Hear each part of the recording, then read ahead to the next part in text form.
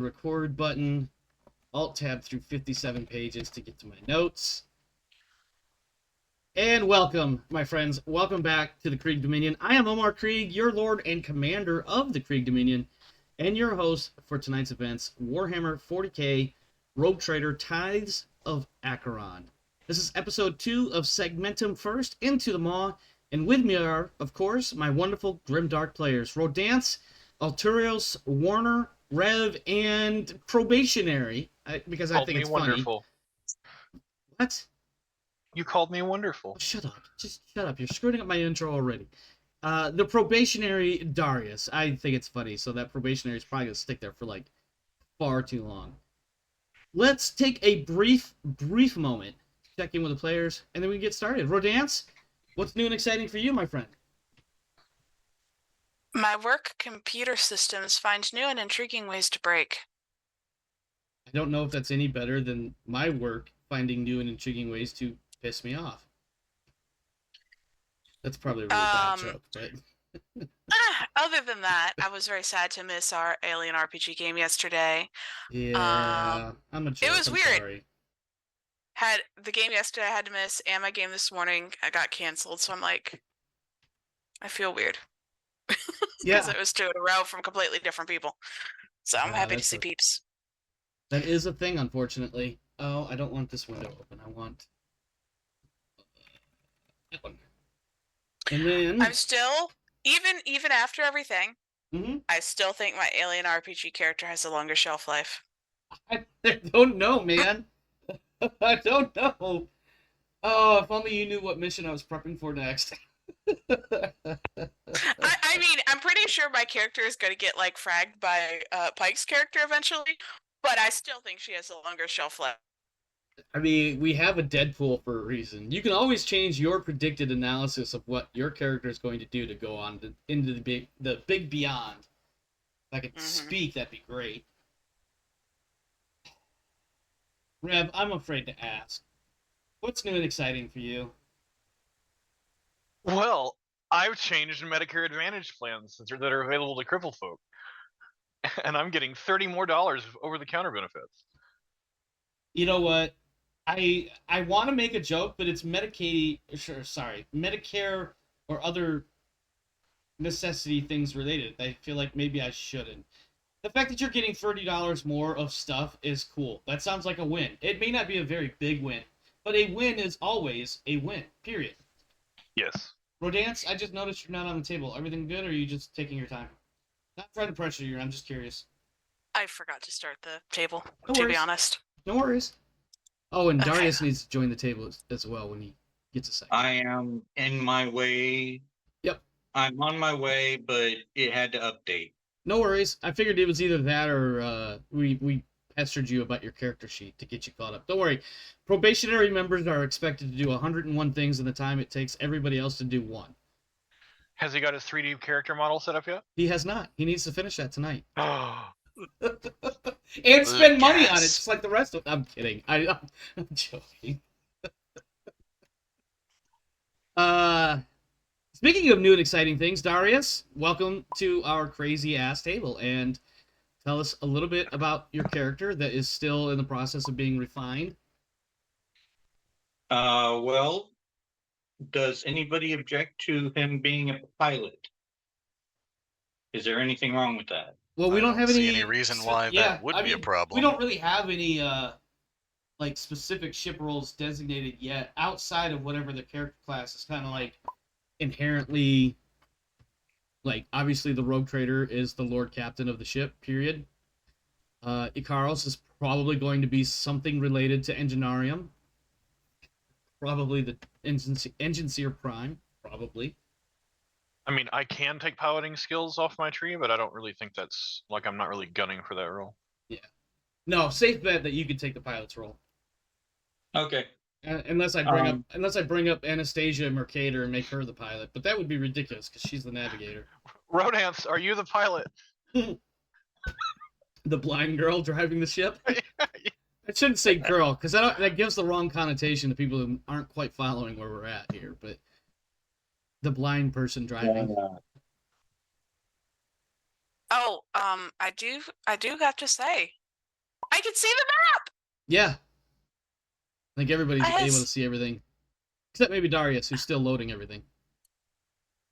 Yeah. Oh, am I? I am pleased to like be able 96% according to my computer. Oh, yeah. I could pick the color next to the D100 dice roller. Ha! Now there is a literal plethora of little hands wandering about the screen. It's weird. Hey, I'm keeping my hands to myself. They're weirdos.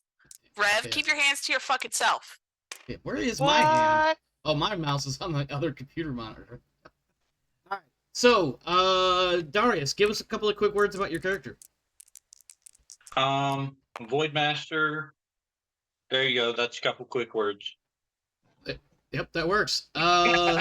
Warner, what's new and exciting for you? I've got him set up to be the pilot. He is a Voidmaster, and he probably is going to be in, like, at least for the initial meeting, he'll be in his uniform. Oh, is he still wearing his Imperial Navy uniform? Yeah. Nice. Unless there's a reason not to. Well, I guess that would depend on how long has your character been on the ship, which we obviously haven't done anything about, like your character's actual background and all that stuff. But so one thought I had, just real quick before I move on to the other two that still have to have a moment here.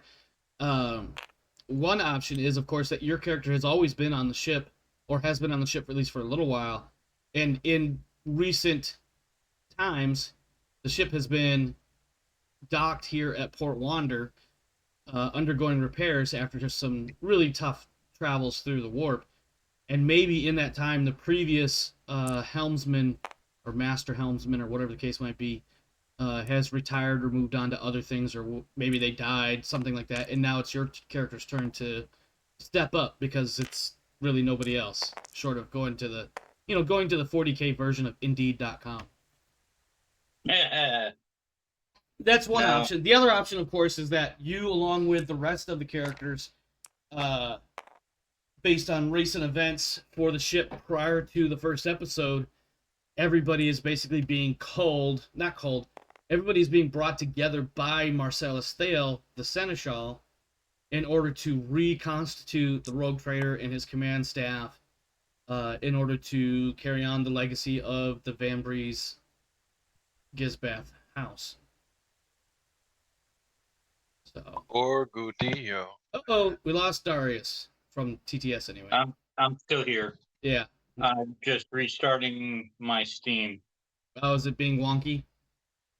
Seems like it. Steam sometimes runs out of steam. There, I did it for you, Rev. You don't need to say anything. And on that note, Warner, what's new and exciting about you? No, we're done with you, Rev. We're moving on. Warner. Omar, no steam pressure. Shush. Warner? So what's new and exciting with me is that on Monday, I turned 40.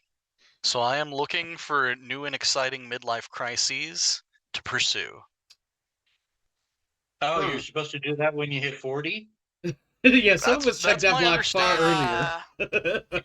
You could always realize that I vote for coupon clipping and healthy diet planning. Are you married? May I recommend a divorce? No, I love my wife. I'm totally joking, by the way. Highly recommend marriage to those who are, I was going to say, Omar, please, you've done that enough for the rest of us. I have been divorced twice, yes, and you can laugh about it. I laugh about it. Also, Australis in the stream chat says 40 is the midlife crisis. Personally, I think the 50 is the midlife crisis because I plan on living to at least be 100, and probably sometime in my late 70s, probably revert back to diapers and irritating nurses. If I'm going by the average age of my parents, my midlife crisis should have been in like 23. So... Are you suggesting that it wasn't at 23? Let me stop. I sometimes forget that my tone doesn't always convey fully or accurately the sarcasm I'm using. I'm sorry, hey, I still vote. Coupon clipping, healthy eating, and I don't know, plastic crack problems. Oh, wait. Golf. Of which I've got a variety? cardboard crack problem. 40K My brother Battletech? has so much 40K. He has a special insurance rider. That does not surprise me. So he has what, 3 box sets? When I was originally looking into the tabletop game, I consulted a podcast called Poor Hammer. Oh my And god, that sounds perfect. They suggested that the cheapest faction to get into the game with still would probably run you about $250 to have an army that you could attend a tournament with. And I was like, this is clearly not for me. Yeah, yeah. Because that was for the box set. Or did that include things like paint and equipment? I think it was just the plastic. Yeah, that's what I was thinking, yeah. Yeah. Now, real quick before I move on to Alturios, who's probably sitting there sweating bullets trying to think of something new and exciting. A number of years ago, didn't they come out with a starter kit that was maybe not necessarily a tournament, but wasn't it something like 1,000 or 1,500 point armies or something like that as a starter kit for various factions? Am I I know crazy there was or I one just don't for understand? I know there was one for one side was Space Marines, one side was Tyranids. It was like a handful of models each. Mm. I'm not sure if it was an official size, but it was meant to like, here's 40K and here's how you play. 'Cause I had the misfortune of going to one of the Games Workshop stores and being hey you, would you like to play this game? Like, okay. Let me introduce you to this amazing game. You roll a large pool of dice, and then it slowly shrinks based on the results of the previous roll, and then finally an army is destroyed. There's some rulers in there and cones and some shit. Like, Yeah. God. Well, the reason why I brought that up, my question though, a year or two ago, I forget exactly when, and I don't remember the YouTube channel, but somebody had done like, or had started at least, a single elimination tournament of all of these different starter sets. So they would build like 1,000 point army for each of these different starter sets, and then they would play them against each other, random seed, and then whatever. And I thought it was kind of cool, at least for the content that he was creating. I don't know much more. Like, I'm still was very, very new to the whole idea of anything Warhammer tabletop. So, and then frankly, I'm Okay. not much better. I'm back in. I see that your ping is pouncing all over the place, but that's okay. I'm sure it'll stabilize at some point. The pouncy Well, ping. I can see the entire table now, Well, that's a good where I thing. couldn't before. Well, that's a good thing. Alturios, we finally made our way around to you. What's new and exciting for you, my friend? I recently got roped up into DMing a Pathfinder game for people, so I'm trying to write that. I'm so sorry to hear that. I should not be clowning on Pathfinder. I just thought it'd be funny to say that the way you said it. It'll be my first foray into it, into Pathfinder. So like, me and the entire group is learning as we go. That's fair. You know what else is cool is this group is also more or less all learning from scratch on how to play this game. So this will be, except instead of you being a player, you'll be the GM. Yeah. Wait, you're gonna let Alturios GM this game? No, not even close. I'm sorry, Alturios. Rev, That may have just crushed your hopes and dreams right there. And suffer 5 wounds. Yes, Rev, I want you to picture a dozen orcs all DACA'd the fuck out, cresting a hill, and you are all by yourself. Oh, my new mercenary company. No. yeah, let's go with that. As they all line up on you and say, DACA. Gentlemen, I have some teeth for you. They're gonna take 32 out of your head and call it a fucking day. Well, on that note, I have nothing new and exciting for myself. Unfortunately, the Alien game did not stream last night due to a variety of reasons. One helping of technical reasons, one helping of some personal reasons, and a little bit of, you know what, sometimes it just happens, so we're just gonna call it a night. On that, let's talk about this game. Previously on Tithes of Acheron, the The rogue trader Borguldio Van Breeze Gisbeth III. Borguldio. I'm never going to say it right. You don't have to correct me. This is canon now. The rogue trader and attendant crew and senior staff, including Astropath Transcendent Winter, Arch Militant Reinhard der Amberlungen, also probably not going to say that any better, and the explorator Icaros arrive at Port Wander on the far side of the Maw from the Koronus Expanse. Here they have met with each other and their benefactor, the Seneschal Marcellus Thale. The rogue trader enjoyed some quiet time with a video from his mother in which she tasked him with returning to where she died and recovering her remains. One moment, please. Further, an old ally of the House of Van Breeze, recognizing a family member arriving for the first time in over a century, has requested a meeting with the rogue trader to discuss matters of potential glory for the house. There was once upon a time a rogue trader GM that would then end the recap with a thought for the day, and I will just say this: the Emperor protects. Our first scene, as requested by Rev at the end of the last stream, or after the last stream, was to effectively have a planning session with the characters in the Lord Captain Solar, I believe, was where we last were. Oh dear. He said actually. Reinhardt had specifically requested a private word, and that was what I requested. Indeed. Was a moment.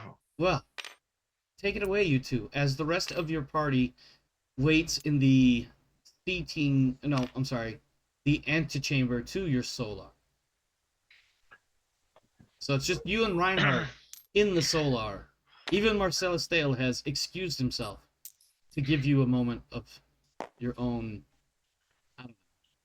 Reinhardt, you said you needed a word? Yeah. For two things. I know that a lot of people on the ship are loyal to your family. How confident are you of their loyalty to you, and about how far do you think that loyalty extends? They are my family. I am the rogue trader. Their loyalty should be absolute. And to what degree do you mean extend? To yourself, to others, or some other aspect? Oh, I was wondering the amount of shit crap that they would have to step in before they were like, yo, I'm out. Well, then, if they tried to say that, you would shoot them. Well, I can do that. Very good. I was just curious. Understood. I also thought I should offer my services in the training department. I know that you have some how should we say, security forces on the ship. That's an interesting idea. I press the button on the desk in my Solar and I say, Thale! I'm sorry. I've been trying so hard to keep it in and let you guys have your moment. Marcellus Thale does come in about 4 or 5 seconds later, steps inside the door, closes it, nods towards you, and just kind of waits expectantly, my lord. Thale, what do we have in the way of combat-ready troops? That's a great question, and I have an answer, but I need to look at the character or the ship sheet. I don't remember the specific crew number. Can I recommend that you get your ship shape? Yeah. So for whatever reason, I don't have crew numbers. Well, and also off the top of my head, I feel like the crew morale is actually 101 as the max. Does that sound right? Generating the sheet provided some of that information, but actual staffing is handled separately from ship generation. Yeah, I thought the crew of the Sword class frigate was something like 27,000. Now I gotta look in the book. I thought we might also have some exigent circumstances considering what we're arriving to. Oh, that's a fair point, yeah. Give me just a second. Let me look in the book. Starships, constructing a ship, 193.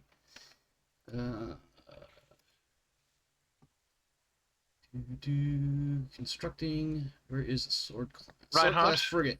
Crew 26,000. Approximate. So that will be. Wait. Oops. I'm Ooh. assuming that not all of them are combat ready. No. Gonna be a lot of What gun is- serfs. Oops. Yeah, a lot of those would be various degrees of crew and rating and whatnot. So, Marcellus takes a moment and he pulls out his hang on, I'm trying to do too much at one time.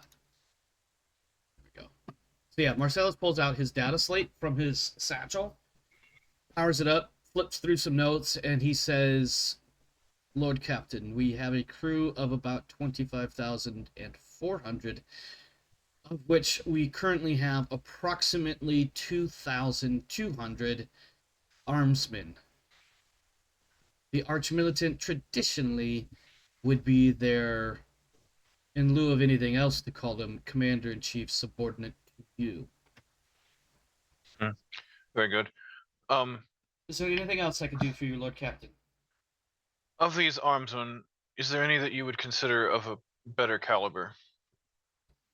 Give me a day or two, and I shall provide a better answer than the short one, which is none at present. Well, I'll give you a day or two for the final answer, but please get a squad ready. Tell them to follow us at a discreet distance when we go into the port. Of course, my lord. Shall they be in full kit, or would you like them dressed down? Full kit. If we need them, they'll need to be ready. Very well, sir. Or, excuse me, very well. Keep forgetting that I did not serve with nobility, and yet Marcellus has his entire life. Very well, my lord. Anything else? That will be all. He will nod a bit of a bow, and then he will exit the solar until called upon again. I exit into the atrium and gesture to the others. Okay. When you come out, and for those that were outside during this conversation, two additional figures have approached the group. One is a woman robed. I have a character model for Anastasia. You can refer to her appearance there. But for the characters and trying to figure out what she might look like, quote unquote, in person, she's about 7 feet tall, skinny as I don't know what else to call it. She is just stupid skinny and stupid tall and also bald. Her entire head has absolutely no body hair on it, and it looks like it never did. So this isn't just bald because she chooses to shave her head or had hair at one point in her life and it all went away. No, there never was hair, including her eyebrows, despite what the character model says. We refer to that as low G skinny. I mean, that's definitely a way to call it. In Warhammer 40k, these are some of the mutations that a navigator endures. The second person is, and for this one, Darius, why don't you give us a brief idea of what Jace Sebastian might look like, since we don't have an actual model?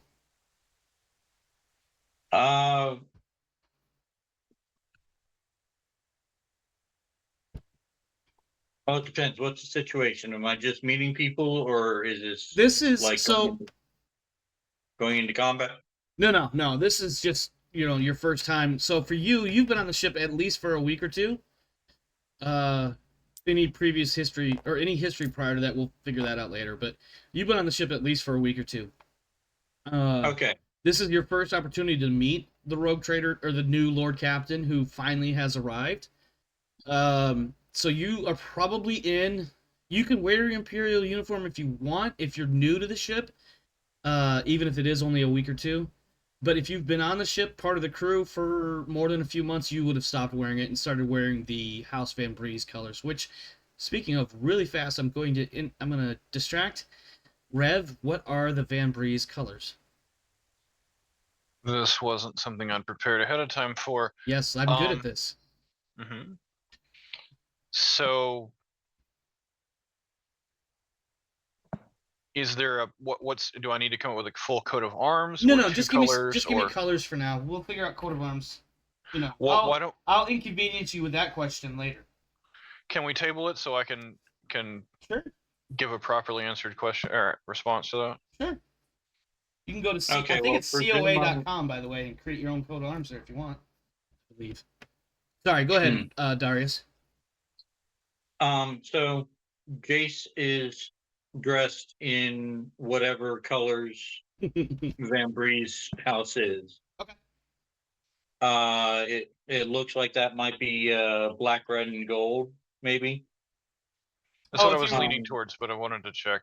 If you were looking at like his zoom image there, looks like Yeah. blue, some red, maybe some black, maybe some gold. I don't know.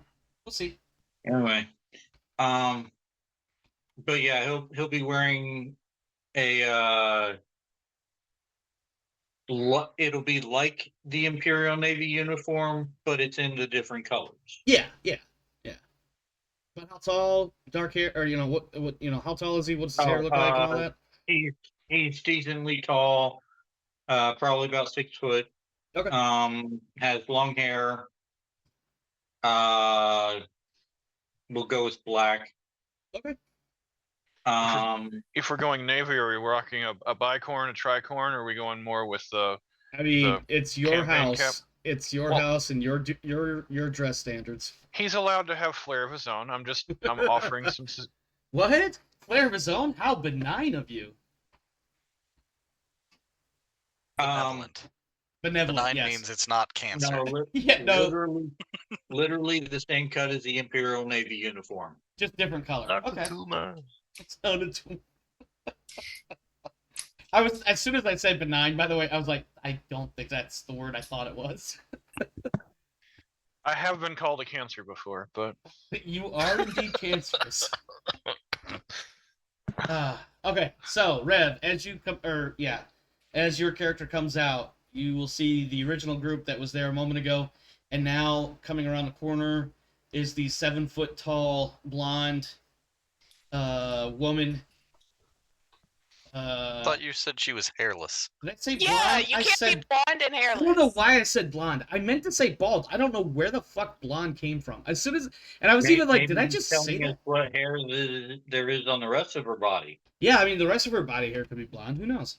Anyway, so 7 feet tall, robes, bald. She has I want you to think of like an eye patch, but it's not over her left or right eye. It's over her third eye.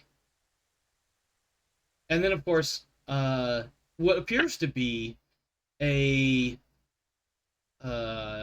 senior helmsman, probably maybe more like a master of helm, as well, dressed in the Van Breeze naval uniform, approaching the group as well. There is another thing I forgot. Sure. My character does have a, those rapiers that actually have a blade to them? They're not just fencing rapiers. Is it like a little bit thicker than your traditional rapier sort of deal? Yeah. approaching cutlass then. Yeah, but straighter and narrower. Was I breaking up So- for that? No, just no, wanted- I got you. No, right. you got it. Like a My- broadsword.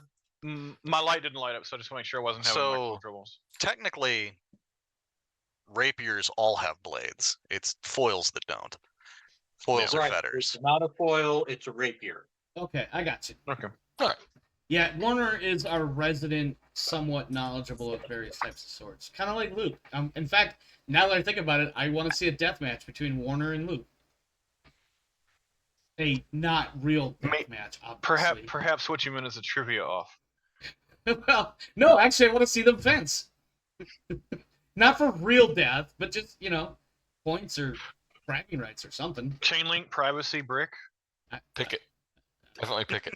At any rate, the scene is yours, so whatever you want to discuss with your meeting, your navigator does approach and will, of course, bow. It looks kind of weird because, one, she's 7 feet tall and probably about as thin as a grasshopper, and so it looks really awkward, I'm sure. And when I say tall, I need to really nail this down. 7 feet tall and skinny. Super skinny, like scary skinny. Like I believe the term I believe the term you're looking for is willowy. Yes, willowy. Yes. A wind would probably knock her over if she was not as tall as she is. I don't know if that makes sense. Willowy and frail? Yes. If she speaks and she says, Lord Captain, a moment when you have it, please. At your leisure. Greetings.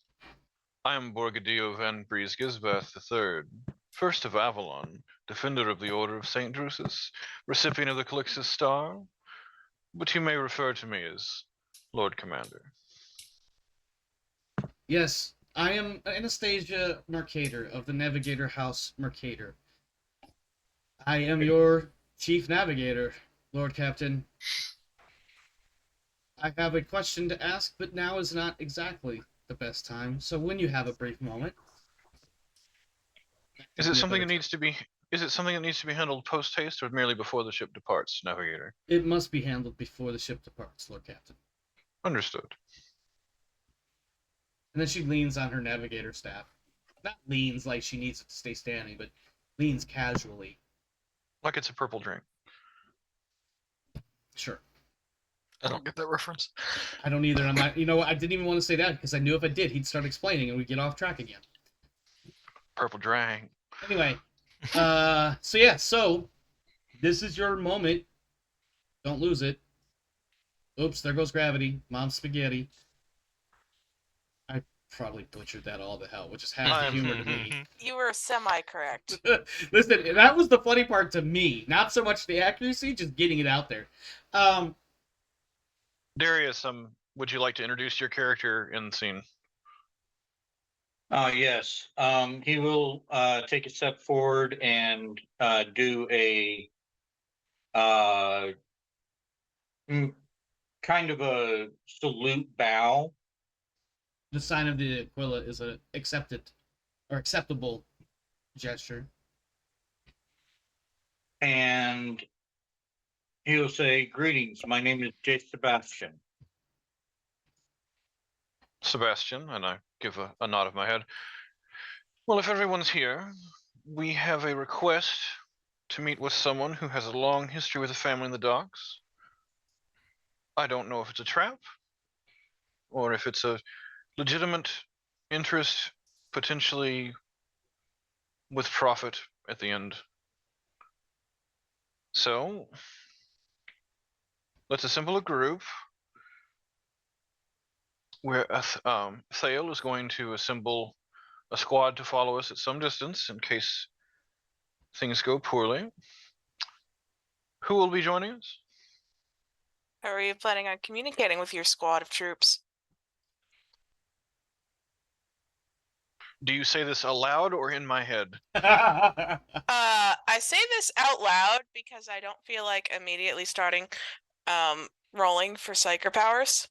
In other words, I don't feel like tempting a demon to come into the ship right now. Hey, if I roll at half, it's only the first few minutes of episode 2. Look, if I run at half power, that's not actually a problem. Well, I assume that in such a short distance comms, our voxes would be an appropriate method of communicating.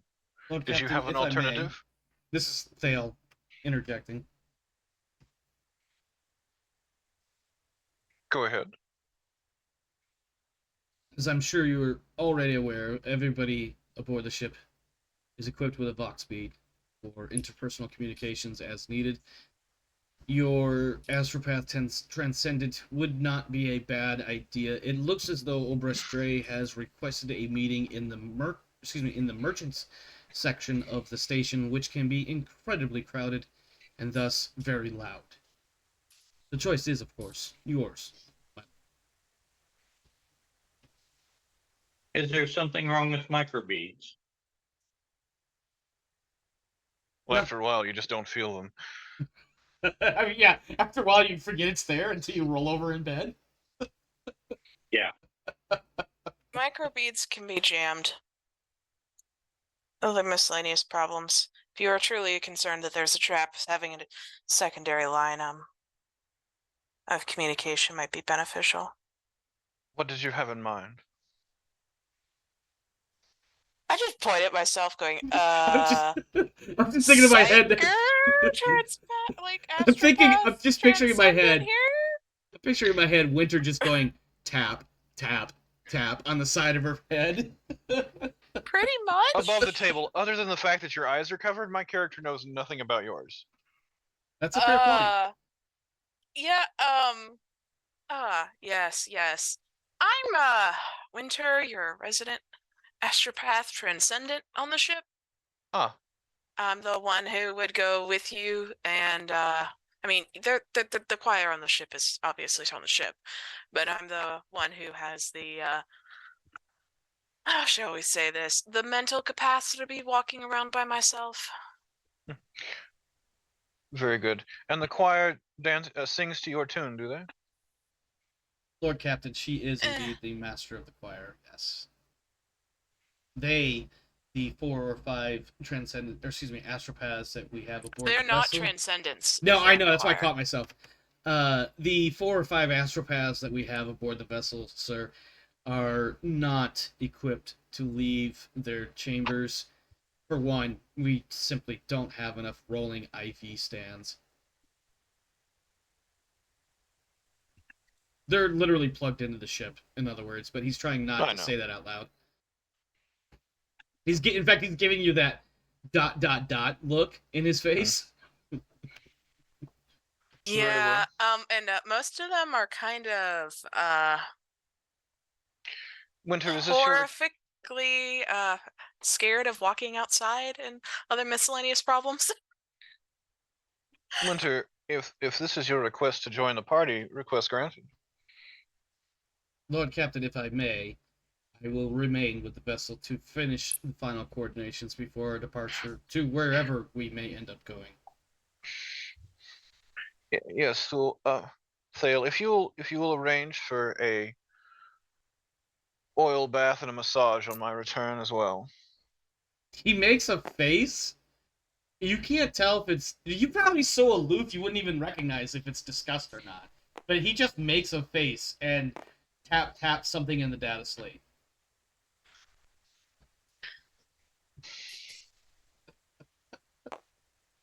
Lord Captain, if I may, and this is your 7-foot-tall, bald, not blonde, bald navigator speaking.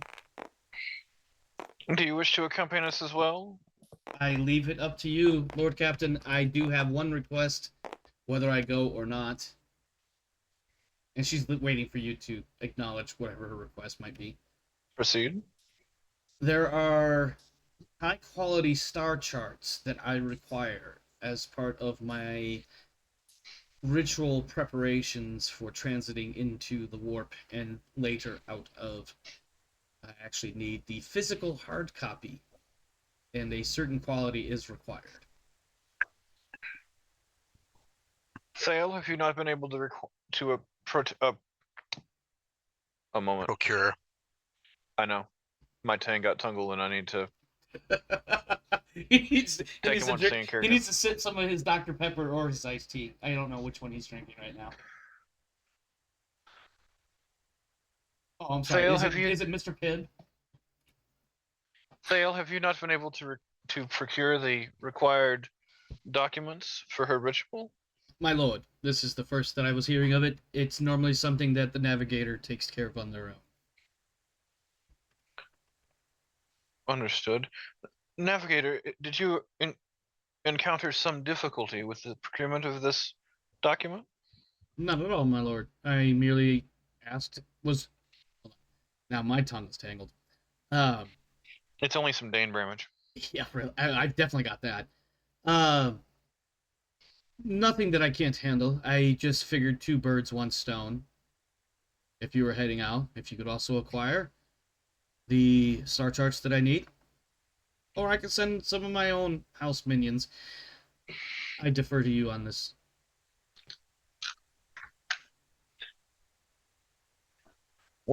What a better way to understand the ins and outs of my ship.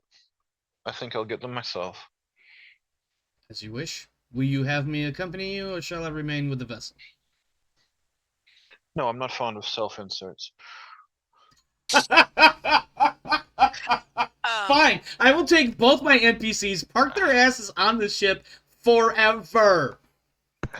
Okay, so from the ship to the meeting location, about how far away is that in kilometers? Let me pull up this. Give me 1 second.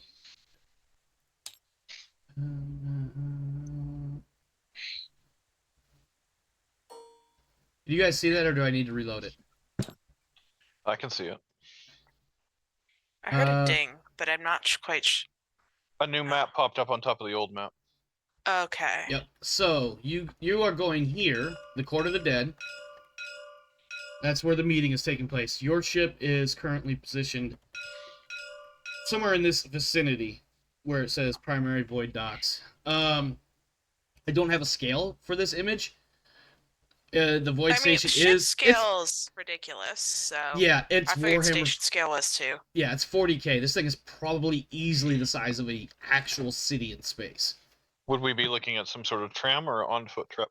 Oh, you would a combination therein. Yeah.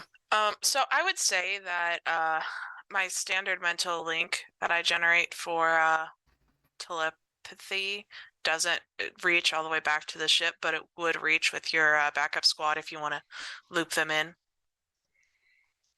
I'm assuming you would station the backup squad within a click. Yes. Enough time that they could actually get there before combat was over. Mm-hmm. Yeah, having it show up and the fighting's already done kind of makes it a moot point. Yeah, my power says I can connect with willing minds up to my willpower mod, so I'm assuming that's me connecting to 5 rather than 5 including myself. It's just kind of oddly worded.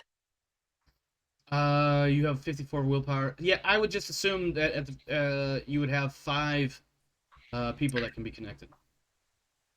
Yeah, so so you plus 5, if that makes it. Yeah, so I can connect the players plus the head of the backup squad. Lord Captain, Sergeant Cassius will be meeting you in the disembarkation chambers when you are ready. Understood. Actually, it wouldn't be Sergeant. It'd probably be like Petty Officer Cassius or some shit. No, he'd probably be more, I don't know, whatever rank you want to use. Rifleman 3rd class, Cassius. War Master. No. You said whatever rank, anyway. Might be a bit much. Okay, anyways. Look, you don't know him well enough to give him weird nicknames yet, okay? Right. No. Do you guys want to go with Army or Navy rankings then? Just out of, I'll pitch that to the group. Do you want him to be a corporal or a petty officer? Navy's fine. Navy would be entertaining. Petty officer it is. I mean, all the officers are petty, but who am I? The pettiest. The pettiest of them all. Ah! I win! I got it out first. Let's just call you Tom. And before you say it, I'm not afraid to do you like that. Okay. Are we ready to move on to the meeting? Or is there other things that we need to do? I probably do the mental leak, all of the fettered connection. And the benefit of doing fettered connections is I kind of don't trip into psyker problems. Yep. Do you need to make a roll to establish that, or is that just kind of a... It's a, I think, I can look it up too. I was gonna ask you. It's a focus power test. So that means it's a default power test against willpower. So just a basic willpower roll is what I'm hearing? Yeah, but the thing is, because I'm doing it at fettered, the default failure isn't all that bad. Yeah. It just is like, oh, that kind of sucked. Yeah, Try again. That didn't work. Yeah. As opposed to, oh my god! Yeah. Let's see. So, focus power, or what did you say it was? Focus power? Or...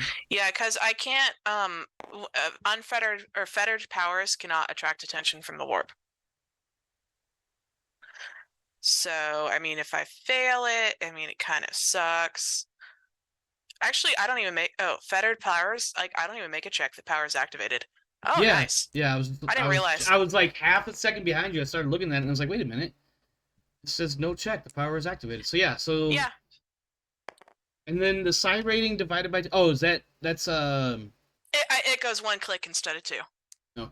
For that particular power, that's the only difference. Right. I actually have the power that makes everything 10 times as much range.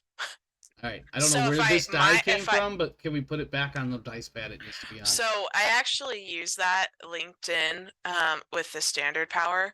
So I technically gave everybody a 10-click radius of distance. For the communication? Yeah, because I have Mind's Eye, I think. Okay. Anything else? Nice. Yeah. Any other conversations? Actually, I take that back. I'm not going to do that because I don't want to sustain that right now. Not in case I have to use the other half of my stuff. So, sorry. Normal distance. I had to double check that. What's the range on just 1K or is it 5K? It's 1 click because I'm at half power right now. Well, the instructions that I would give to the petty officer and his squad would be more or less essentially follow a block behind us. Yeah. Take the same tram. Keep it simple. But the car, one car behind or something like that. Not necessarily even that. Just simply as we're walking down the streets, I'm not intending to give a show of force. Okay. It is freaking packed, as the Seneschal had indicated. Everywhere you go, the closer you get to the Courts of the Dead, which is the really cool sounding name for the markets, it's just getting more and more packed. The market is crowded, filled with a stench of humanity. You guys very obviously stand out, especially with your squad of 10 heavily armed and armored guardsmen, or armsmen, I should say. But also your attire and bearing, basically making you stand out above the local traders and citizens. The place that you meet with Obrez Dre is in a small eatery along one of the larger promenades of the Court of the Dead. And when you meet, Obrez Dre himself will appear. He's basically an old guy, like literally old guy, probably 80, 90, who knows. Are we to clarify, did he ask us to meet him somewhere or at his estate? At this place, at a neutral offsite. Oh, I thought he might have. Mistake. Go ahead. Sorry. I thought it was more of a residence type. He might have. I may have said that last episode. I don't remember, but for the notes from last week, which I transferred to today or this week, it was that you guys initially meet at an eatery. Oh. Which I may not have clarified previously, because last week was a little weird the way I did the session. But anyway, Obrez Dre will appear to be no more than any other old scrap picker, adorned with tattered clothes and broken trinkets. Excuse me. He does, however, produce a dynasty seal and recite oaths of service, marking him as a servant of your family's line. His first reaction upon meeting you guys will be to offer his profuse thanks, and it seems as though he has been waiting here for a very, very long time. On the station in general, not, waiting here for you to show up for this meeting in particular, but yeah, he is very much, I can't think of the right word here. Subservient? Bowing and, kneeling and all that, as much as an 80-year-old man's knees will allow him to kneel, which is basically... He's as obsequious as possible. Obsequious! There's a word I haven't heard or used in a very long time. Thank you. Yes, he is as obsequious as he can be for being an 80-year-old man that doesn't bend or flow very well anymore. And he says, "My lord, it's so good to see someone of the family once again. Shall we take a seat and have something to drink?" Certainly. What would your pleasure be? A simple recap is all my old bones and my countenance can handle. Anyway, not countenance. You know, never mind. You know where I was going. Consonants.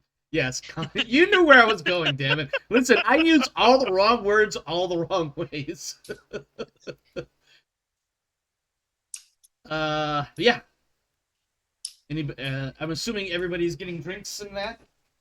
This is kind of like, picture something kind of like something similar to a Starbucks, but it's 40K. So recaf and maybe some corpse starch bars, various types of corpse starchy breads, sandwiches. I don't particularly wish to sit at the table with them.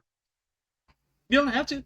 In fact, this table's more one of those booths that like 2 or 3 people I don't want to be like I will sit on the I linger on the opposite side of the store, maybe.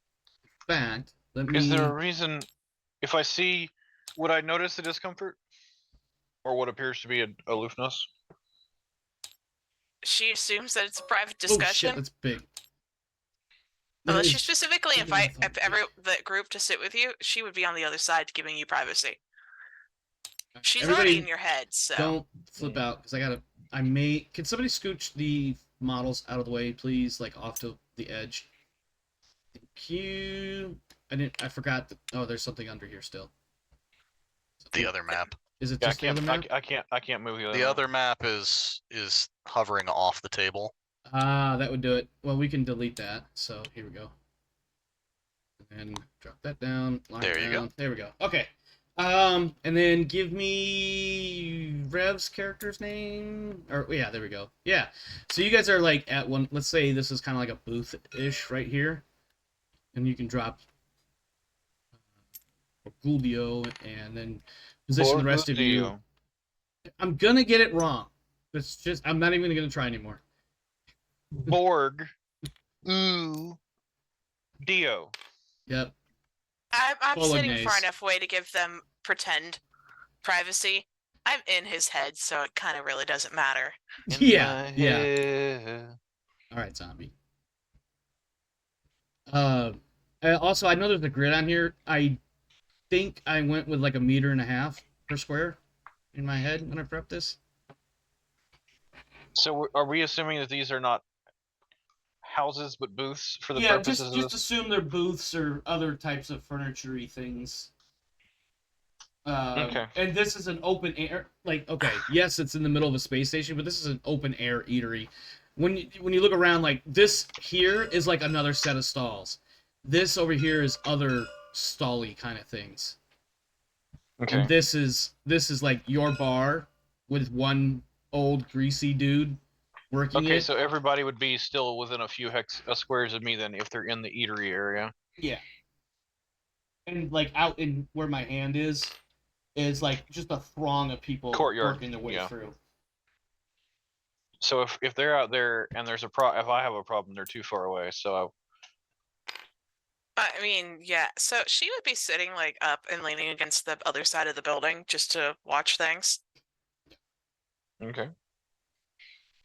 Anybody else do we have a token for I can Darius? give him something to work with. Yeah, that would be nice. Yeah, sorry about that. Here. A token character, you might say. Let me get him scaled to about the same size as everybody else. You still have Sirloin floating around? Yeah, it's one of the... Yeah. There you go. There you go, Darius. You get to have the metal figure named Sirloin. Sorry. I didn't even think about the whole Hero Forge thing until tonight, after I got home from work. Sirloin, son of brisket. Anyways. So Obrist takes his cup of recaf and sips at it gingerly. And he's like very quickly, he's like, "Oh, that's hot. Thank you, Lord Captain." Yes. Do you have anything in Irish? I don't speak Irie, Lord Captain. I'm asking the bartender. Oh, well, yeah. Yeah. No spiked coffee I for have recaf, and I have yesterday's recaf, if you like. Today's would be fine, and a flask is appearing in my hand. There you go. I've got some cornstarch bread, freshly brewed last night. Not brewed. I toss like half of it out of the cup and then just start pouring. Yep. Got some bread over here, some fresh cornstarch from the other side of the station. Just baked it last night. I'll be fine, thank you. Are you sure? I could probably throw some ham on there or something to give it a little bit of flavor.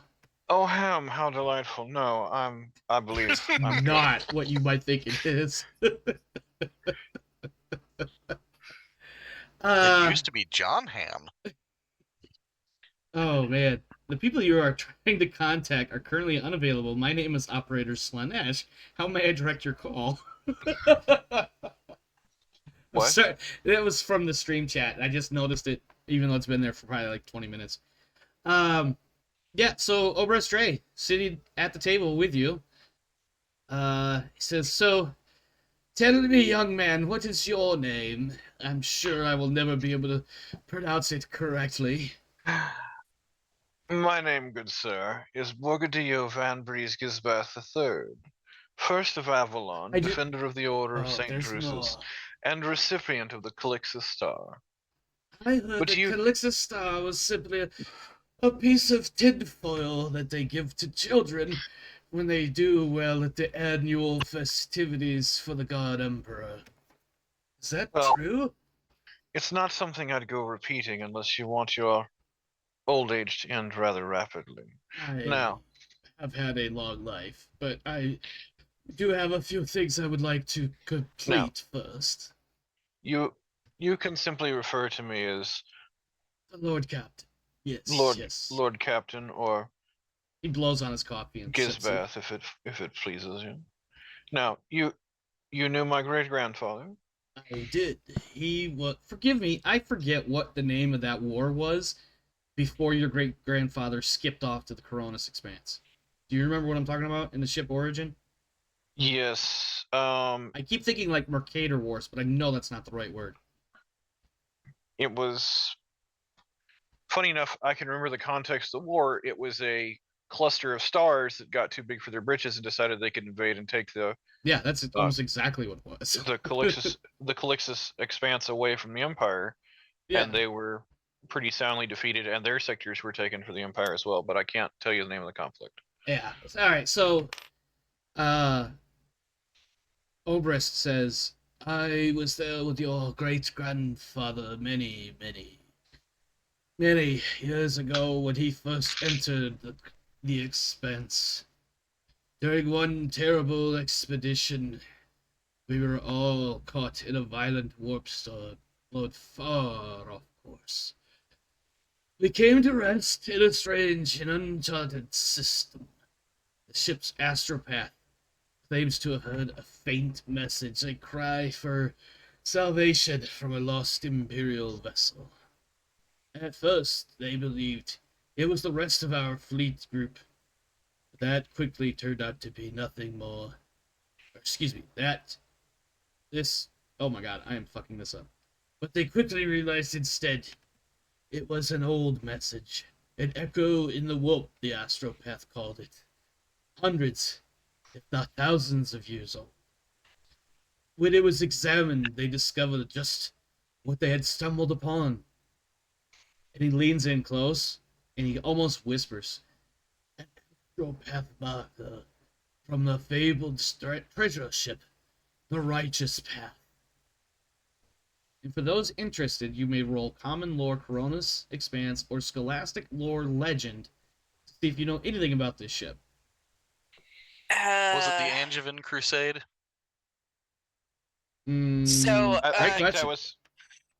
I think the Angevin Crusade is when we took over the sector. Okay. Yeah, that sounds right. You said Common Lore. Yep. Which one? Common Lore Koronus or Scholastic Lore Legend. I might be the only one with either of those. I was gonna say I don't have either of those. Yep, can't roll that. Where would that be on my checks? Under Common Lore. Yep. Or Scholastic Lore. Scholastic Lore has its own spot too. I'm trained in Common Lore Imperium. Yeah, I'm the only one who had a chance to buy an extra lore, I think. and Scholastic lore is very rare, generally, so I think I'm the only one with the Koronus Expanse. So I'm rolling against my intelligence. I'm not used to this character sheet yet. 67, and your intelligence is like a 40 or something? Yeah, 42. Okay. The most anybody is able to piece together is that it was indeed a fabled treasure ship lost many years ago. Like hundreds, if not thousands of years ago. Omar, Yes. does it have anything to do with the Imperial Navy or war? No. Unfortunately. Okay. This is a Koronus Expanse type deal. When the Oberst Dre, after a moment, realizes that you're kind of clueless as to what the righteous path is. Well, he said the word treasure ship, and that was rather... Oh, yeah. He said fabled treasure ship, the righteous path. Let me get to my stuffs and see. Let's see. Give me a second here. 1,000. Yep. The righteous path. Excuse me. The righteous path was a treasure ship from an early crusade. Stripped stern to bow, of all the decks unnecessary, all the guns, all the armaments, in order to fit the treasures reaped from an entire system, all for one man to claim himself, for so great was his pride. Alas, he fell, the ship disappeared, nobody knows where. My Captain Vos Carlo, commander of the Emperor's Testament, a member of the fleet group your great-great-grandfather brought into the Expanse, we found a marker, an astropathic marker for that ship. And I need to find my notes some more. Give me a second here. Page 380. Yep. I'm already there.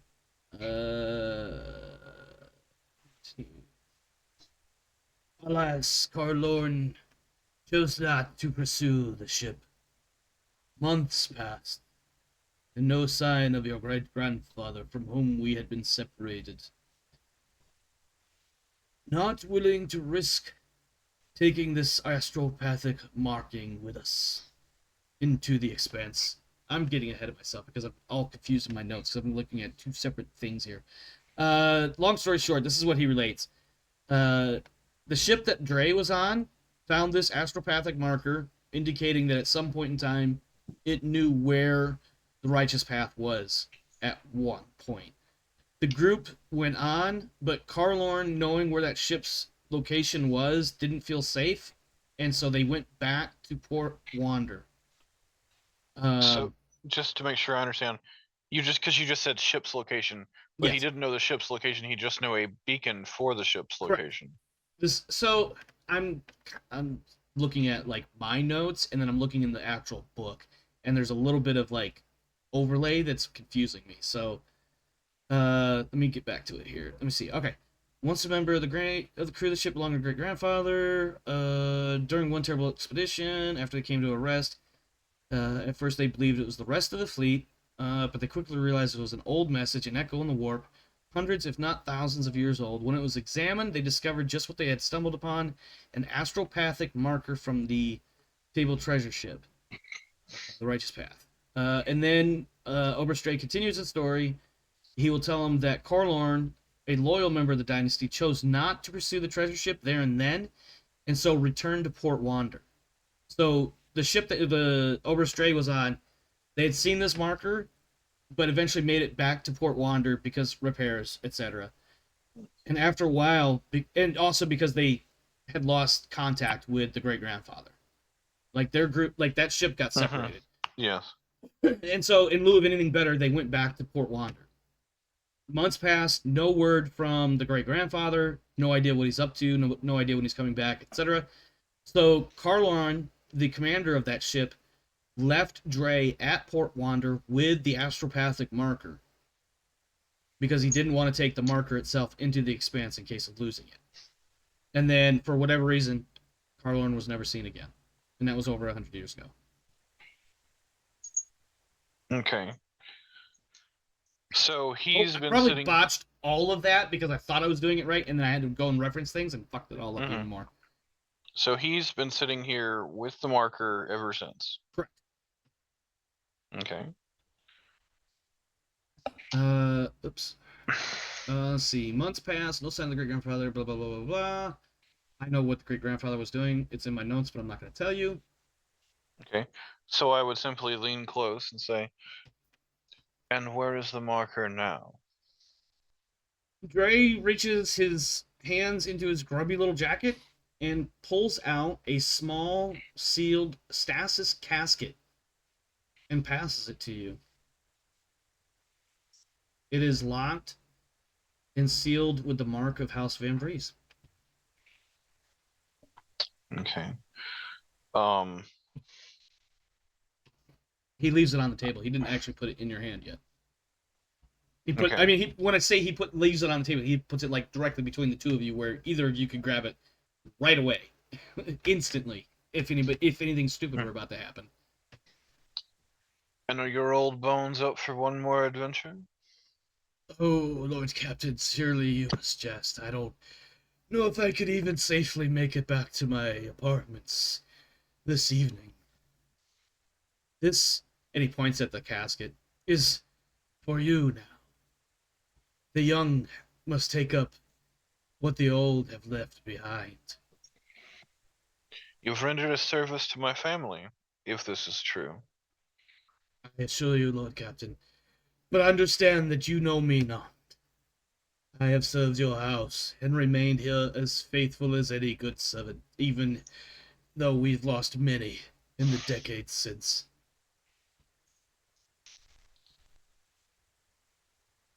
I assure you good service comes with its own reward. Is there anything that we can do for you? Servants, my lord, not for me and this frail old body. My time will come when the God Emperor calls me home to his light again. But perhaps, in time, a trading house established here on this side of the maw could not be a bad thing for your family. So to clarify, he's asking to run some sort of trade enterprise here for us. To be more accurate, he is actually giving up any reward for himself in order to further the house's own profits or whatever. He's basically saying servants, but not for him, but left here to establish a trading house, i.e., whatever you plunder from the Koronus Expanse, some of it comes here to be traded with the rest of the galaxy. He doesn't want any of that shit. He's too old. He knows he's gonna die. He also probably has 50 million children. He's probably got more grandchildren than he can shake a feeble stick at. That almost came out wrong. Well, if he seems to be well established. He's not well established. I mean, he does not appear to be. He's wearing like what looks down, or excuse me, what looks like moth-eaten hand-me-downs and scraps of clothing and trinkets and whatnot. The casket that he gives you, by the way, appears to be in what otherwise could be considered pristine condition. It is basically like a, I don't know, picture like a lightsaber hilt, except it fits within the palm of your hand. Right. It's also still sitting on the table. So I'm trying to think of how this would work. Obviously, it wouldn't be a sacrifice of profit factor, but I wouldn't want to leave the old man with nothing. Oh, I think he would. Oh, you know what? Okay. He notices your consideration face, we'll say. He says, Lord Captain, you are too kind. If anything, allow an old man to retire and rest comfortably for the remainder of his days. That would be all I ask. And those beggared children of mine, they could find their own way. Of course, the 40k universe has its own little pill, but it probably also gives you spikes in places you don't want spikes. Right. That was stream chat, sorry. So very quickly, I'm ordering the troops to come to our location. Mm-hmm. I'm also asking the group to look for some sort of cart or wheelchair. All right. Okie dokie. Take a look. Look, Captain, I'm supposed to be there in 5 minutes, That's from Petty Officer Cassius.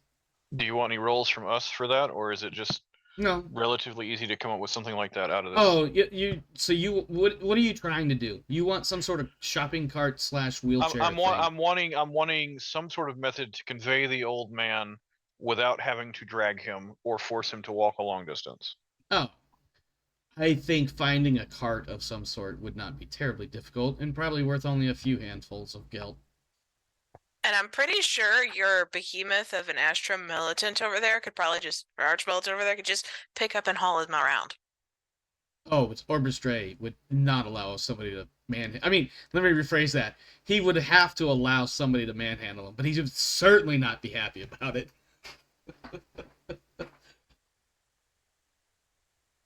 Now, this is the marketplace. Uh-huh.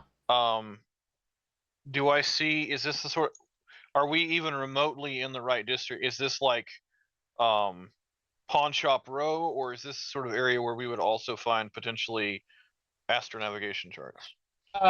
It would not be difficult to locate. Is the casket astropathic marker thingy still sitting on the table? No, obviously that's been secured. Oh, okay, well, as soon as you grab it, a couple of things happen. Number one, as soon as you touch it, it unlocks and like separates and reveals a black, like, you know what obsidian looks like, or dragon glass from Game of Thrones, right? Mm-hmm. Yeah, it is a solid chunk of that, shaped, carved. It's not just like raw, but it's a solid chunk of this black rock, and it's super smooth, and it almost absorbs all the light around it. Do I recognize this as Blackstone? It is not Blackstone. This is something different. Dang it. Only because, one, I don't know what Blackstone is, and this is not that whatever Blackstone is, which I'm assuming is related to Cadia. Yeah, Cadia and the Fall of and all that, the Blackstone fortresses and all that. No, this is not that. This is something different. To be clear, Blackstone is a very ancient building material that I'm not even sure if they've been entirely forthcoming as to its origins. Fair. But this is not that, because I wasn't going that way. The stone or crystal or whatever it is inside this, when you touch it, Lord Captain, Winter, I need you to make a willpower roll, please. Plus 20. Okay. Gotta have me that warp rock. Warpstone, yes. Oh, you definitely made it by several degrees. You, as soon as Borgudillo.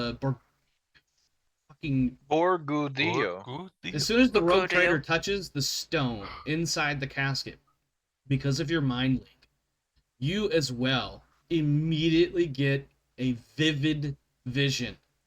And what you see is a pale white pulsating star surrounded by a field of icy bits. And I know you know what an orc cloud is, but imagine something much more densely populated and probably not quite as wide as far as like it's obviously the outer edge of the solar system, or close to it, but it's not quite that big because this is probably a small system. And you also get the feeling of 2 or 3 dusty, frozen, dirty, rocky planets orbiting this pulsating pale white star.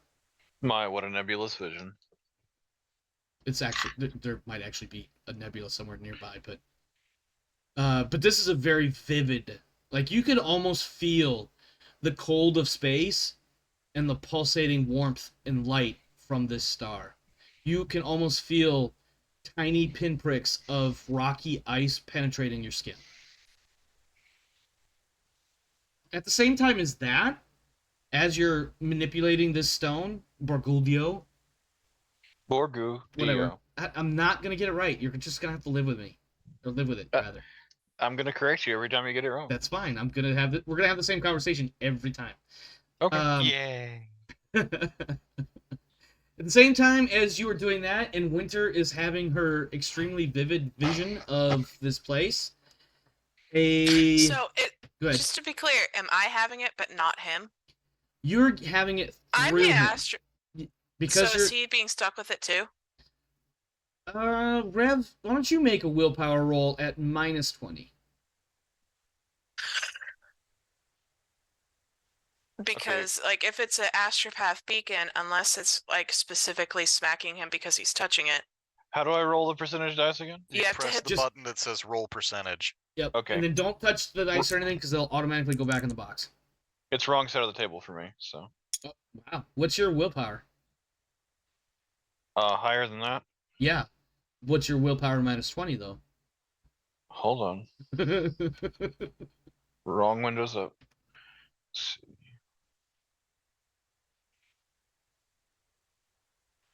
My willpower -20? Uh-huh. Yep. 8. You have a 28 willpower, is what you're saying? Yes. Okay. Yeah. You get nothing. You get a tingling in the back of your brain that makes absolutely no sense. And you're pretty sure, in fact, you're pretty sure it's because of the mind link with Winter and the rest that you have this tingling in the back of your brain. It's one of those tingling, it's not the skin, it's not your skull, it's your brain that tingles. Okay. And you can't get to it no matter how much you itch the back of your head. Well, And it's gone after a moment. If I have a sensation like that, I'm closing the container. Well, it's now, to be fair, this tingling kicked up the moment you touched the stone. But the moment you touched the casket is what revealed the stone. So, to be fair, I picked up the casket and started to secure it. Yeah, the moment you touched it, it recognized the genetic code in your fingertip. And it opened. Correct. But the stone didn't exactly fall into my hand, did it? Sure. I'm going to GM wave that. At some point, some reason, somehow, you touched the stone. Because otherwise, it's flop. Right. Behold, hand wavium. Yeah, exactly. Fresh and raw. Oh my. So you get a tingling in the back of your brain until you let go of the black stone. Winter, because of the mind link and your well-trained psyker, you get a very vivid vision of this star system. That, because you were a party to the conversation, you recognize this was the marker for the location of the righteous path. Something like this is going inside of a hidden pocket. Inside of a hidden pocket. Before that happens, so I want to get back to what I was going to say before. So all of this happens within the span of a few seconds. Let me get to right. There is a rushing sound from overhead, and a metallic bird swoops down to snatch the black stone from your hand. I would like to shoot it. I would as well. I'm getting there. Anybody that wants to try to do anything to try to catch this bird or prevent it from snatching the stone needs to make first a perception at -10. I would have an advantage because of paranoia. Because of your paranoia. So you can make perception without the -10. Everybody else is perception -10. Okie doke. Hey, click. What happens if multiples click it at once? I don't know. Paranoia Paranoia gives you, Rev, correct me if I'm wrong, paranoia gives you something like a +10 awareness test for anything that might be like an ambush or attack. And a +2 to initiative. Arturios, what is your perception, friend? My perception is 45. Okay, so you passed. So Arturios can do something in a moment. Rodans cannot. I believe Warner cannot. Nor can I. So right now, Arturios is the only one so far. So it's just a straight perception check, not an awareness? Perception, yes. At I would think minus it 10. would be Sorry, I would think it would be awareness. I hear you. I'm going off what the book said. So. Okay. Darius, what's your perception? I think with the minus 10, I didn't make it. Correct. That sounds right. Because I think yours is like 41. 41. Oh wow! Did you really just barely not make it? Missed it by 1. Missed it by 1. For those that missed, by the way, you guys do have fate points, which allows, among a few other ideas, the option of re-rolling. Does anybody want to do that? Well, I saw it. What's your perception, Rev? 30-something. 30-something. Sounds like. Okay, yeah. So currently, Rev and Alturios have a chance to do something. Before we do any of those somethings, does anybody want to use a fate point? If you'll look over here, for those that don't remember, spending fate is over here, and then on the other corner is burning fate. Yeah, it refreshes with the session, so I may as well spend. Yes, absolutely. Oh. I was trying to get rid of that plus 10, and you didn't tell me about burning or spending fate. Yes, because I forgot about fate until after everybody rolled. Wow, Warner. Well, I still don't see nothing. Gain plus 10 to attack. Okay, you know what? Darius, yes. So Darius, Rev, and Alturios. And be down in fate. Yeah, you're good, Darius. Warner, unfortunately, the bodyguard arch-militant is like bird. He's scanning the crowd, not the sky. Yeah, exactly. By the way, for Sky, just for reference sake, just picture your traditional Gothic cathedral, high vaulted ceilings, smoky dustiness in the sky, and also metallic bird thing swooping down suddenly. All right. You have. I'm sorry. How do we determine who hits it first? All right. Well. Ooh, that's a great question because now I don't remember how to roll initiative all of a sudden. Let me check my book on Combatio. I believe initiative is something like. I thought it was a determined stat, if I remember. It is. You do roll, but our initiative should be on the chart, I think. Or am I getting it mixed with the D&D sheet? Game. Attack. Initiative 235. For the viewers at home, this is what happens when you have a new game that nobody has all the answers to right away. We have to look things up in the book. All right, at the start of the first round, each character rolls for initiative. Each character rolls 1d10 and adds agility bonus. And the result of the roll applies for all successive rounds in the combat. There is also, if I'm not mistaken, a fate point option. You can spend your fed point to get 10 automatically, correct, which is what I will do. Okay, so let's see. So my agility is only one step at a time. Reinhardt is taking a 10. I'm doing something so I can remember initiative, so I can set up my little combat chart over here. All right, Rev, you were about to say something. I was going to say that my agility is only going to be +3 for the 36 agility, but I do get 2+ initiative because of paranoia. Yes, so you would have a total of +5. Alturios, you rolled a 9. What's your agility bonus? 3. 3, so that's 12 for Icarus, or excuse me, Icaros. And my agility bonus is 4. And I have a +2 from Weapon Master. So I'm at a 16. You're at a 16. And then Winter. I'm at an 8. Okay. Rev is at an 8. Winter, you rolled a 5. What's your agility bonus? +3. +3. Anything else? That's it. Okay. And then on a tie, I think the higher agility bonus. The higher agility bonus? Yes. That sounds right. I'll go with that. So Rogue Trader and Winter, who has Apparently, I had print off, but I rolled 9, and plus my agility is +4, so Nice. 13. 13. Okay. So for the players, Winter and Rogue Trader, what are your agilities? Or excuse me, agility bonuses. I've already done all the math. Mine's 8. Tracking. I need your They're actual saying what's your bonuses actual to know bonus. who goes If when. you and Winter are tied. Oh, mine's a +3, not counting paranoia. Okay. 3, and then Winter, yours is +3. fucking Christ. All right. Make him go first. I'd say give the paranoia man That does make the sense. benefit. Oops. Damn it. That's not what I wanted. Still a tie. Goes to the paranoid. Hopefully that just that only reset one thing. Hopefully. Yeah, is this a Excellent. bad time to realize I did not write down all the stats of my weapon? Yes, this is a bad time. Darius, what was your initiative again? Was it 14? 13, he said. No, 13. 13. Okay, now. That means Reinhardt. But I lose the surprise round because I noticed nothing. Correct. So I just got to get this somewhat organized here. 16. There we go.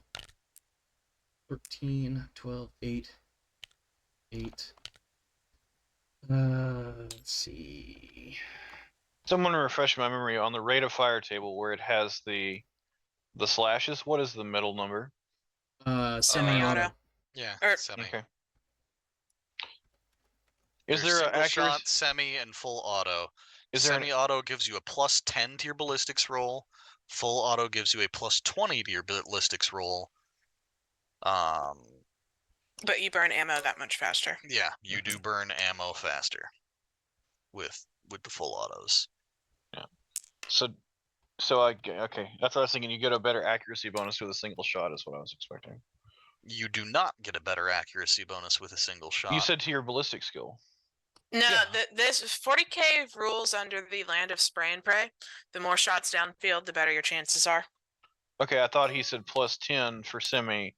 And yes, for +10 for semi, +20 for full. okay. I misunderstood. I thought you said +20 for a single shot. Nope. But a red dot sight on your weapon will give you +10 on a single shot.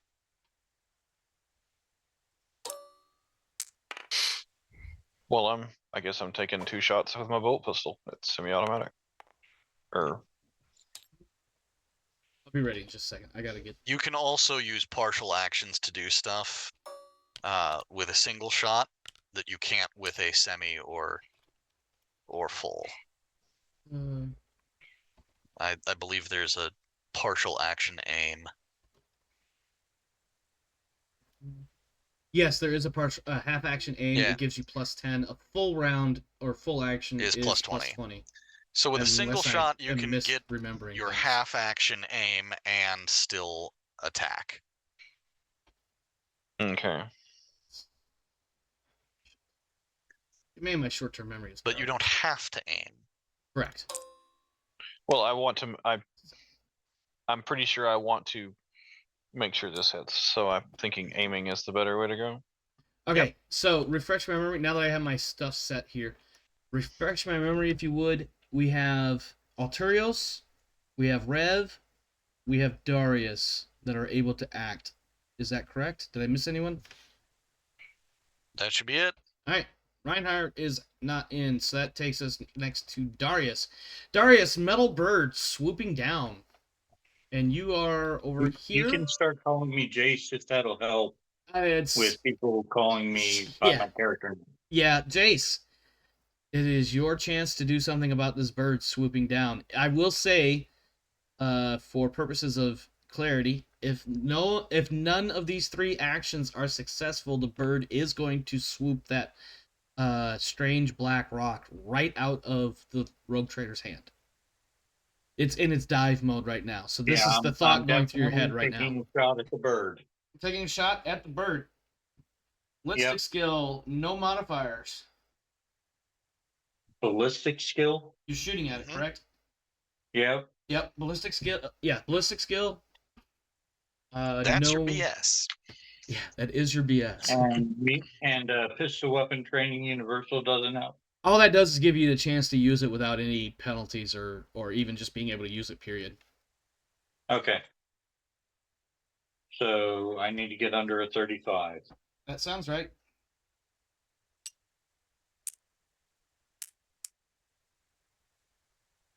Nope. That's a missed shot. That takes us to... Who's next over here? Icaros. Shit. Icaros is Icaros, our tech explorator. With the bird swooping down, A metal bird. Yeah, metal bird swooping down. The Master Voidsman is taking a shot. It doesn't look like it's gonna hit. I do a burst of the Hellgun. Talk to me about burst, because you only have a half action here. Oh, I do? Yeah. Oh, okay. So I'll just take a shot then. So I'm pretty sure semi and full auto require a full round. Full actions, yes. Yeah, that's what I thought. So yeah, just a single shot with your Hell pistol. That's one of the better guns in the game. What's your ballistic at? It's probably not a 67. 41. Yeah, that is also a miss. That takes us to, I believe Rev was the final one that had the opportunity to do something. Am I crazy? Yes. Yes, I'm crazy. Yes. Mic check. Yes, Am I coming across? Yes, You I are hear you. coming through. My green light wasn't lighting up, so I always like to. No worries. Are you were the final actor here. So the bird is swooping down. Somebody let off what sounds like a, I don't know, Jace, what weapon did you use? What kind of weapon do you have?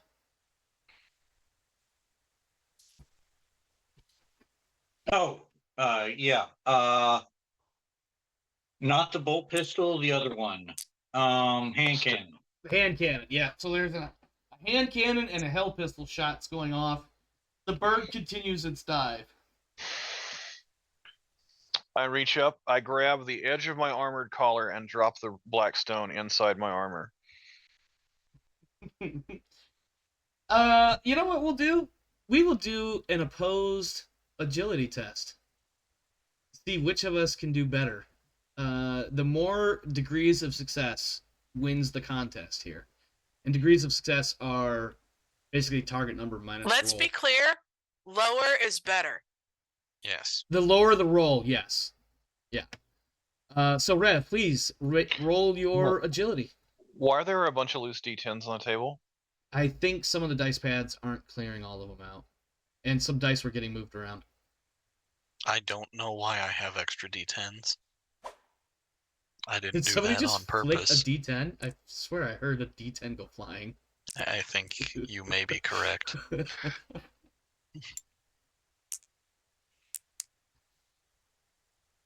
Rev with a 52, but I need a, what's my agility?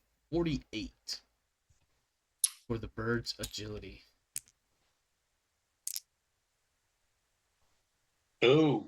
That also looks like a failure. Let me refer to my notes on what happens with the bird, just to make sure I'm not losing my shit here.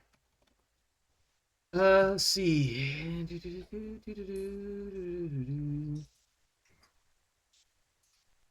So yeah, I think what happens is the bird swoops in to grab the stone out of your hand as you're trying to get it into your collar. I'm also imagining that while you're grabbing the collar of your armor to dump the rock down inside your skin, you've got this smug grin like, I've got you beat, dumb bird. And then, oh shit, I dropped the stone and it scatters on the floor and there is gunfire all around you. So let me establish what is going on the map here. You get some bad guys. How big is this bird? It is a... If you give me a moment, I can give you an answer. Let me get my bad guys set up for you here. Are we talking sparrow, hawk, eagle? That's really a good question. Let me see what I've got here. And I just got a bunch of error message. Did you get... Oh, hold on. Yeah, failed to load model object. I can see it. That's weird. Let me see what happens there. That make anything Failed better? That one I model. cannot see. I don't see white cubes either, so I'm not sure where you're putting it. Oh, I got a fail to load. Looking on the chat. For some reason, my chat's not staying up like it used to. Hmm. That's weird. Failed to load model. All right. Well, we'll just do this then.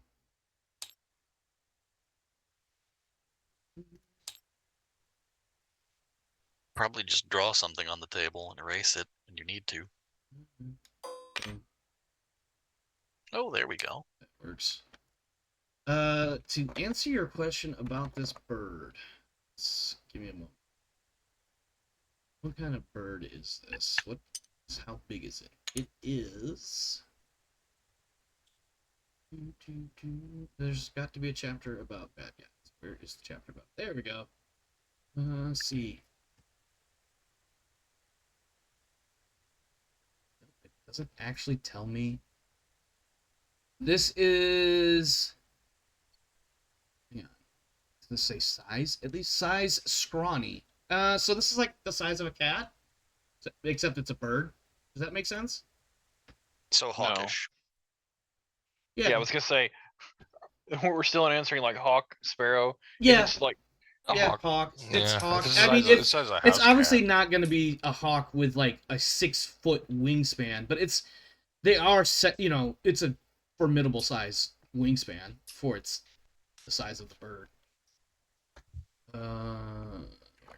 Let's see.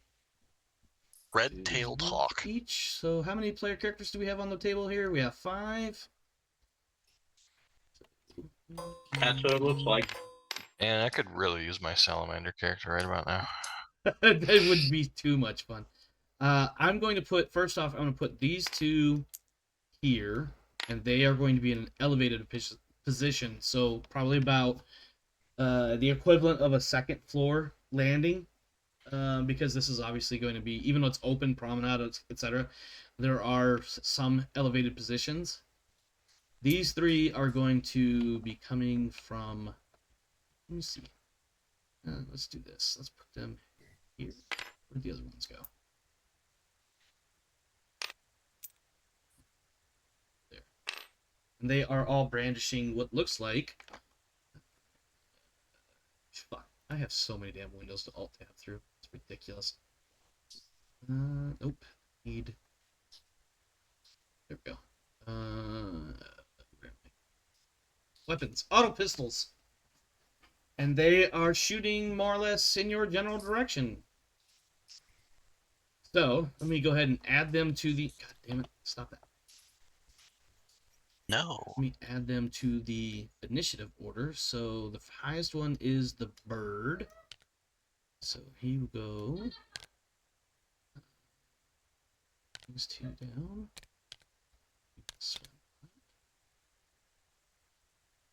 And then we have... Are they dressed in rags or are they in very... I will... Let me get to my notes. I will tell you in just a second. They are wearing what appears to be black armor carapace chest plate. Oops. Damn it. Stop it. Mashing all the buttons on the wrong. It's so annoying. Alright. That takes us into the first round. So, leading off, Reinhardt. There are a number of people shooting in your guys' general vicinity. You notice there are 2 above you. Oh, I forgot one other person. And since the one model isn't going to work, I hate to do this. Go ahead. Alterios, is it your bedtime? Is that a thing? I'll be fine. We can get I did not realize Arturios had a different timeline than the rest of us. I apologize. It's tomorrow for me, but I can get through this fight. It's tomorrow? Is it midnight for you right now? He's East Coast. Yeah. No worries. Are you good? Because it is. Yeah, I can get through, given the time, the fight. This most likely this fight is going to be the last thing we do tonight. Okay, I can get through this. Wrap up or what have you. This guy here is actually. She is all. This one here is also at an elevated position, and she is watching the Cyberbird super closely from a distance. Okay. Reinhardt, I believe you are the first, according to my initiative tracker over yonder. Now, Alrighty. I can spend free actions whenever, correct? Free actions, if I'm not mistaken, are on your turn. It's reactions that are more or less whenever. So, reminder for everybody, fate points. Second reminder, you have one dodge or parry type reaction per round. Other reactions may be dependent on the situation. Somebody can correct me if I'm wrong on that. No, that sounds about what I remember. Yeah. Reinhardt, you are up. Again, elevated position over here. Approximately 1 story up. And then these two are also elevated position, approximately 1 story up. These three are level ground and approaching through the throng. And the only reason why you can see them is they are wearing what looks like, what armor did I say a moment ago? Carapace chestplate? Or whatever the fuck it's called. Well, you said flak and carapace, which are 2 different kinds of armor, so I was confused. It looks like there's maybe between the two of them. It's piecemeal armor system. Piecemeal so they're armor wearing and flak on everywhere but the carapace chest piece. Thank you. Okay. I was actually getting ready to try to say that, but my brain was not computing. My brain was not braining fast enough.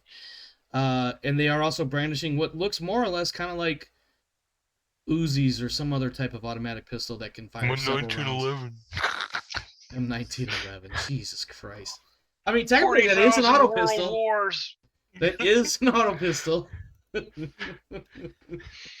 Reinhardt, what is your action? Oh, one last thing. Right. Sorry. Each square is the equivalent of about 5 feet or 1.5 meters, whichever method you prefer. So, who looks the most threatening at a quick glance? I'm pointing at the woman on the roof. You're pointing at the woman. All right. If you're pointing at the woman, is that your plus then 10 I'm that you're giving shooting him? at the woman.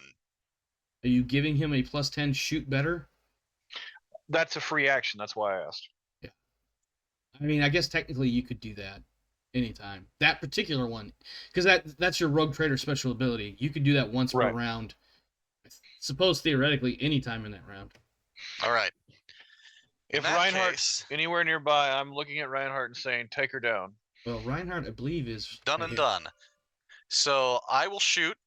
Based on my accumulated bonuses, I need to roll below a 94. Jesus. And every 2 degrees of success, I will hit her with an extra shot. All right. I was looking through her stats that you're shooting at. One more time. I know you said 94. What the actual fuck? I still hit. Yeah, you do one thing. So that's roll me a. Hold on 1 second. Let me. It's a D10 plus 6 damage. Yep, but before you do that, is that accounting for my bonus? Yes, it was accounting for your bonus. Drat. Stand by 1 second, guys. 1 second. Oh, I need a 1d10 roll, please. Well, at least I gave you the bonus, so you hit. Yes, indeed. That matters. I need a generic 1d10, please. I'll hear. Here we go. Just roll it. Oop, God damn it. / roll. No, I had the wrong window open. Okay. Sorry, I was rolling. I hit the R. Whenever I roll those like that, I hit R like 2 or 3 times. I did. Gotcha. So I rolled an 8, and that is a random passerby on the level that this woman is standing at happens to intercept the bullet that you fired up there.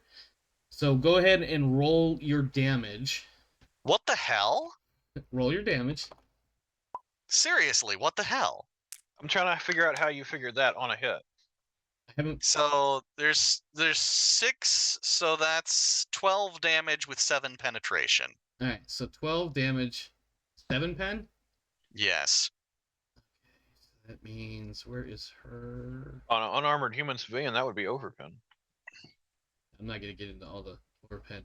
Effectively, this lady here takes 12 minus 8 plus 7, so that's 1. And yeah, she takes, actually, I'm going to hand wave some of that math. She takes a bit of a shot in the shoulder and immediately drops from sight. We'll call it kneeling or something. Taking full cover. Yes, we'll go with that. And to clarify, it's the throng of people that are literally all over the place and getting in the fucking way. Also, that person took a bucket header, that random interception. Jace, you're up. Got any more dead rat Miller? Is Just aiming a thing? I'm sorry, one more time? Is aiming a thing? Yes, half action If you is take a plus 10, a single shot, you can aim as a half action for plus 10. or you can spend the entire round aiming, and on your next round's action, get a plus 20 shot. Correct. I will take the plus 10. Okay. I will not be moving. I'm just aiming at the bird. Oh, you're shooting at the bird again. Okay. Yes. To be clear, the bird didn't grab the stone. In fact, if anybody dropped the stone, it was the rogue trader. But feel free to shoot at the bird. Well, yeah. So that's going to be 45 to hit. Okay.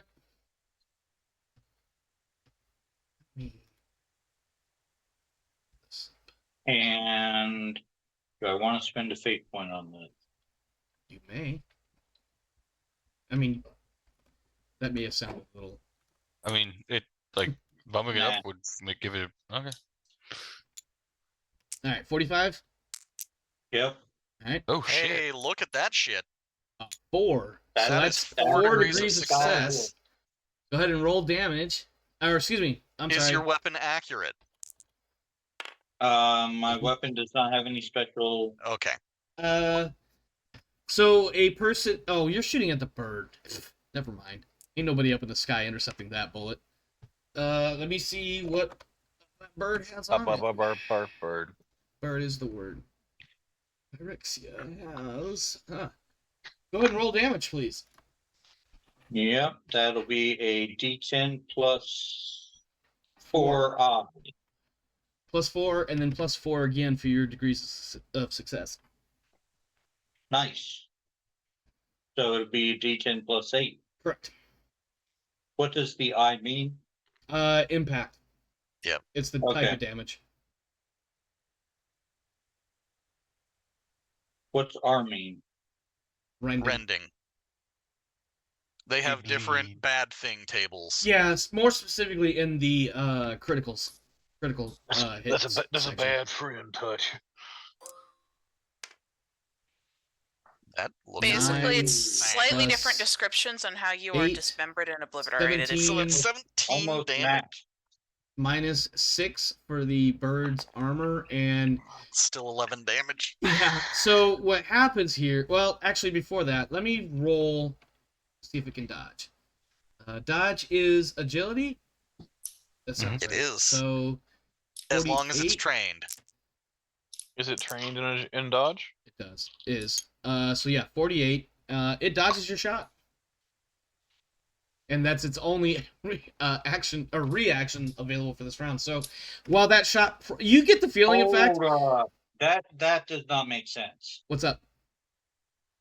Isn't it contested or something? No. No, it gets one chance just to avoid the damage and Yeah. to either parry or dodge. Yep. It does some weird F-15 bank turn that Does an Immelman turn. doesn't implement. The Immelman and you turn. And you can do that after I've rolled damage. Yeah. Because I was waiting to see how much damage it might be to determine whether I was going to dodge Yeah, or just eat it. Actually, I do believe thought- you have to declare Yeah. before You he know rolls what? That's a damage fair whether you're point. doing That's it. a fair point, and also the bird is no longer relevant. So, in a shot that would otherwise cause bird feathers to literally go flying everywhere, it's little shards of metal, plastic, and wire that go flying everywhere as you snap the fuck out of this thing and obliterate it. Good job. Boom. You killed the metal bird thing. It is scrap now. It is literally scrap now, and that would have been funny. I do like the idea of the bird doing an Immelman turn to dodge a shot. Just throwing it out there. But yes, the calling of the dodge before rolling damage does sound like the right thing. So, Ikaros, what are you doing, sir? Hearing the shattering of plastic and metal, I'm going to focus on one of the. He sheds a single tear for the robot. I do want to point out really fast, the rock is currently somewhere around here, plus or minus a square or two, because it's currently rolling along the floor. Hold on, where? Around the Rogue Trader. Okay. Just FYI for those that might be curious. Icaros, I interrupted. Please continue. I will take this game. I think this game has cover, so I'm going to take a step back. Yes. And I'll give you 4 points of cover because it's shoddy shit. I will take a pot shot at one of the roof guys. Okay. Standard single shot, or are you bursting? Well, you. Well, with your hell gun, is the roof on fire? No, Hellgun's lasers. It's energy. I know. It's a joke. Gotcha. 54. Sounds like a miss. Yeah. Okay. That takes us next to. I see somebody type dead. That must have been where the bird was. In that case, that means these guys all move up one. Oops.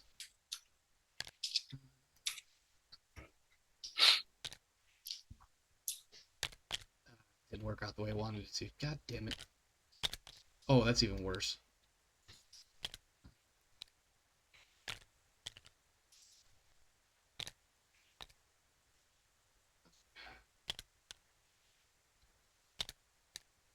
There we go. Got my initiative tracker thing back. Let's see. Rogue Trader. Would it take a half action or a full action to try to grab the stone? I will say this: half action to find, and then a second half action to grab. Okay. Because I feel like you were definitely giving the bird a smug look as you did it, and then you felt it not go inside your shirt, under your armor. In fact, you felt it kind of bounce off one leg, and then you saw the bird get shot to shit. So, when you said the woman dropped down, did you mean the woman he accidentally shot or the woman he was shooting at? The one he was shooting at took a step back and disappeared from sight. The woman that got shot, it was a lot of a solid... It's like, imagine... She also disappeared from sight. In disappearing from sight in a way that a bottle of salsa smashed against a wall would disappear from sight. Yes. New paint red job and on chunky. Red new paint and job chunky. in the shantytown. Some serious cauterization there. 40K lawyers? Jesus Christ, let's calm down.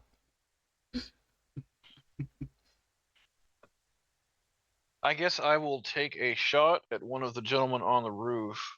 Okay. And that's with the And again, percentage. it's not necessarily a roof as it is, catwalk, sidewalk sort of deal. Yeah, elevated. Yeah. But there's a lot of people, and after the first couple of shots, they're starting to try to scatter. Oh, nice. Ooh, a hit. Oh, yeah. He is not going to dodge because he's busy trying to get a shot set up. So go ahead and... That's 2 rounds from my bolt pistol. Make your... So if I have it on the PDF here, the series bolt pistol, the damage is 1d10 plus 5, and I don't know what the X means. X explosive. is... explosive. It's a bolt pistol. Yep. Does it have tearing? Yes. Alright, so for your first damage roll damage once, and then roll it again, and choose the higher number. Oh, I forgot about that. Bolters are fucking scary. Yeah. Once we upped our profit factor as my acquisition. 31 was the hit, so I need to hit the... So, roll 1d... sorry. Roll a d10, and then roll another d10. So there's 7. Yep.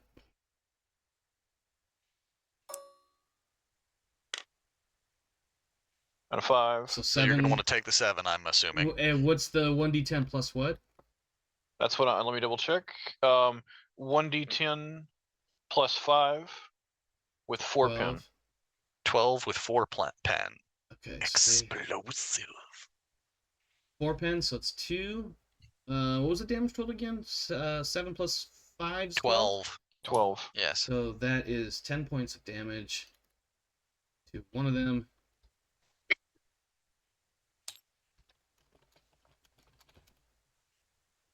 Okay.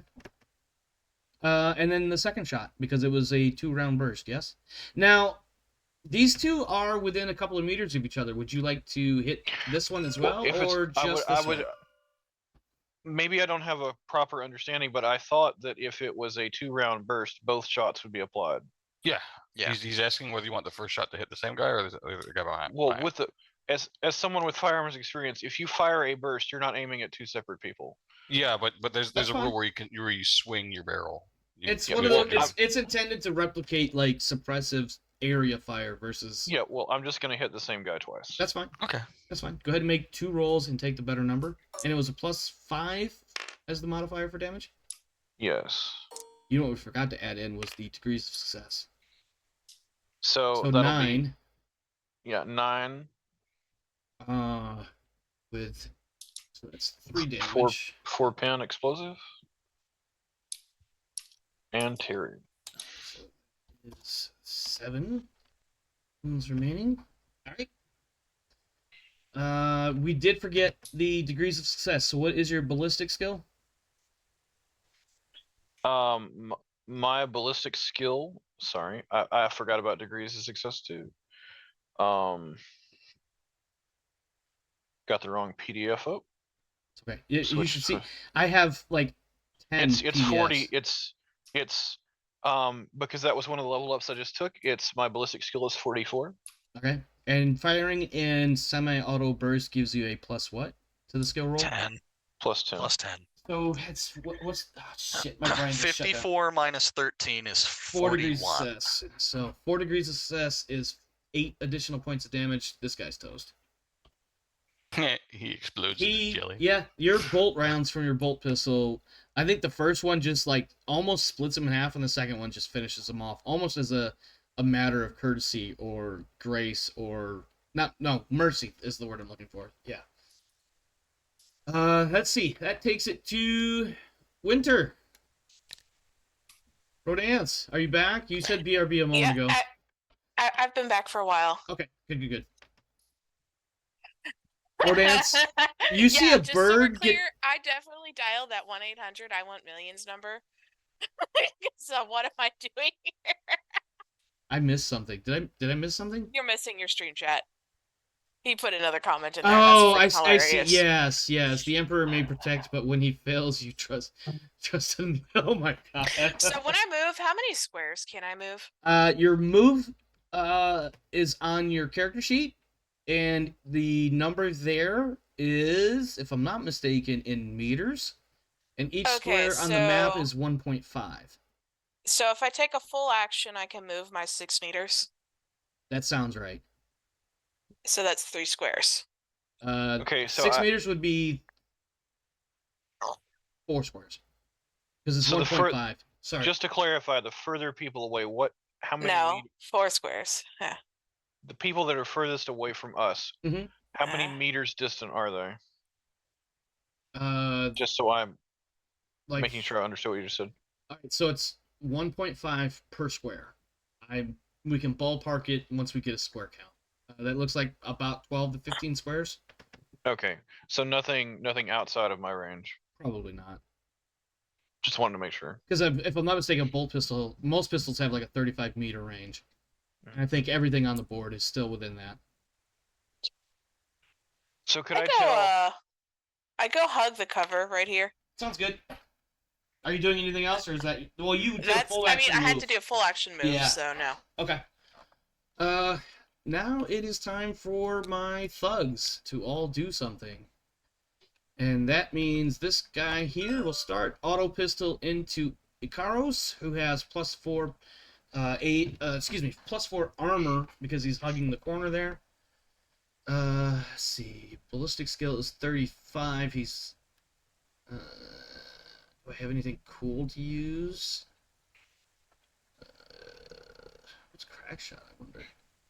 Not important. So I'm rolling a 35. You know what? I'll give him a half action aim on top of that, so that'll be 45 to hit Karos. That is a fucking wild miss. Excellent. This is what we want.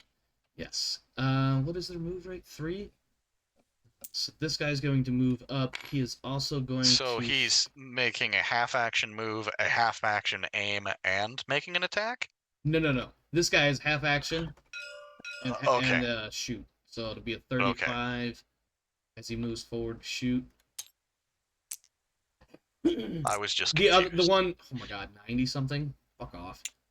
Yeah, this guy just did a half action aim and then shot. Gotcha. This guy's also moving up, half action move and shooting at Icaros. Don't know why that one went all the way over there. That is a hit. Says, damn it, I'll hit the tech priest roll a eventually. dodge. You're gonna roll a dodge? Yeah. Roll your dodge. What's your dodge skill at? Well, it almost doesn't It's gonna matter. make it. It doesn't matter. Yeah, I think it's one of those like almost pseudo matrixy as you're like, oh nope, they're shooting at me. I'm ducking behind the corner. This guy is gonna move up here and also shoot at Icaros. 35. This seems unfair. I am the closest. That is a miss, but only barely. And then lastly is the lady who took a shot earlier. I need to actually reduce her wounds. She's at... she is going to... I realize I'm moving her forward. It's more to represent that she's poking back up. She's popped back up. Yes. And she is actually going to... I need to do some reading, so bear with me for a moment.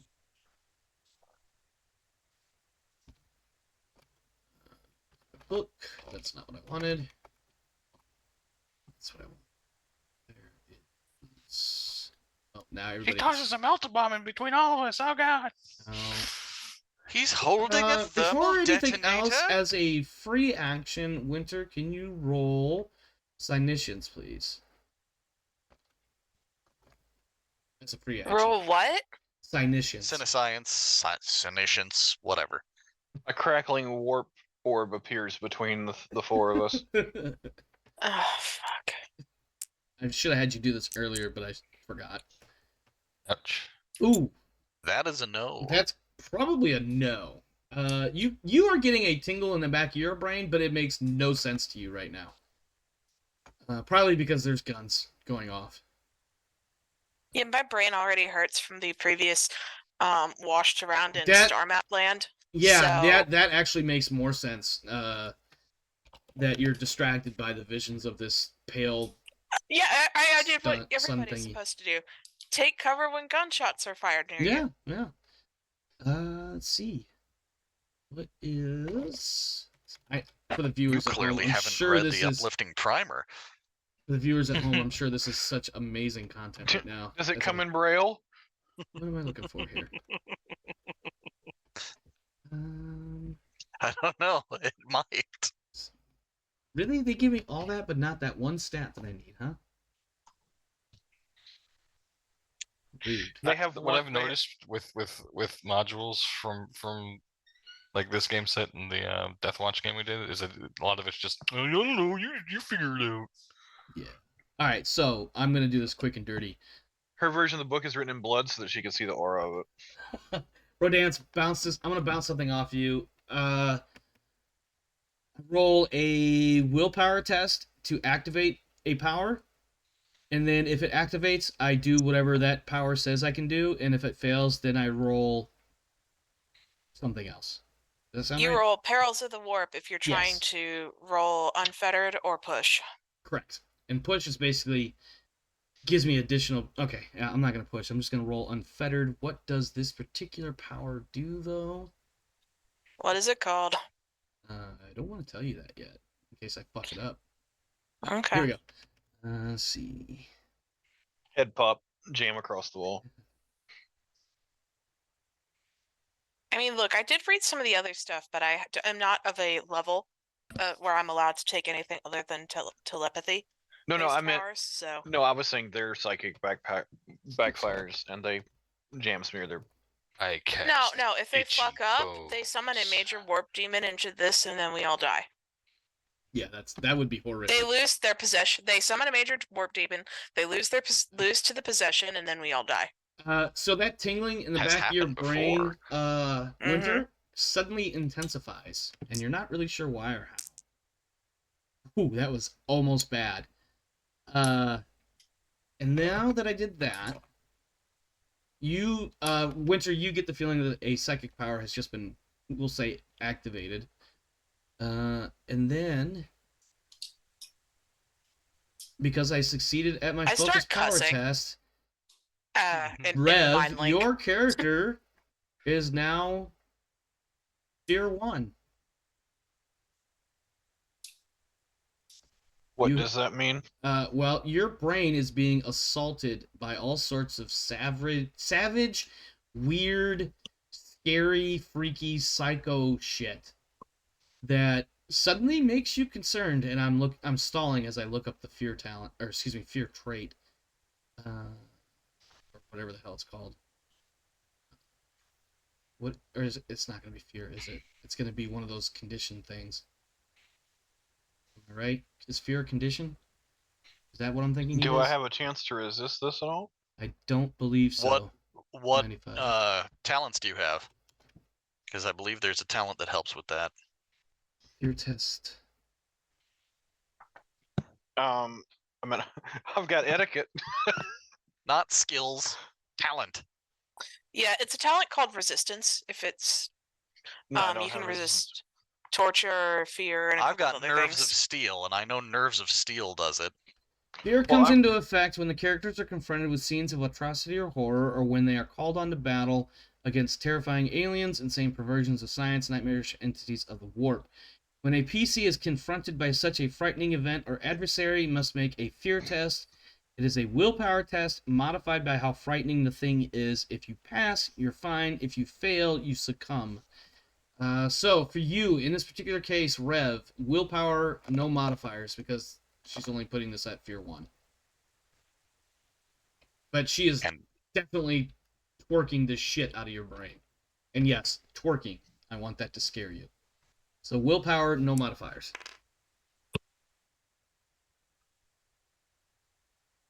I heard dice rolling. My mind big butts, and I cannot lie. I heard dice rolling, but I'm not seeing any numbers.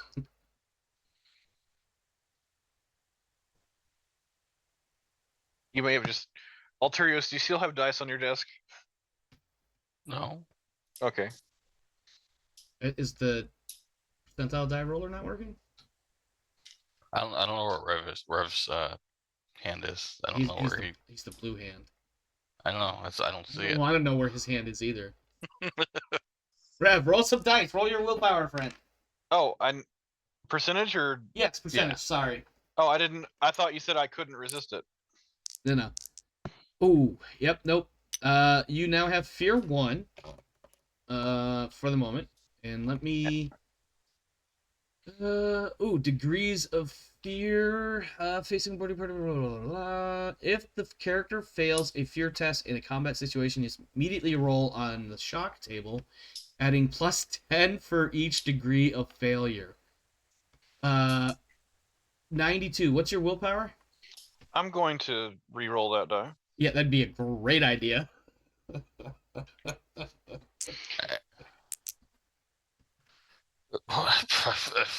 Oh my god.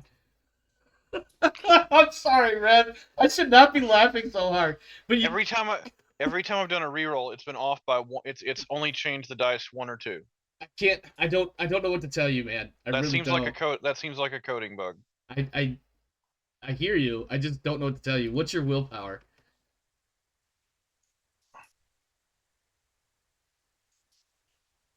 You asked earlier, my willpower is 28. Oh, I must not have heard you. Okay. 91 minus 28 is 7, so I need a 1d100 plus 70. And what does that look like? This is a... What do you mean, what is that? Roll the percentage die? Yeah, roll percentile. Plus 70. So that is 125. And on 125, totally overcome, the character screams and vomits uncontrollably for 1d4 rounds. 1d5 rounds. During this time, he is helpless, may do nothing, and drops anything he is holding. Afterwards, until the end of the encounter, the character may also take a single half action each turn until he can rest. Can you roll 1d10? You're going to roll 1d5. 8, so that's 4.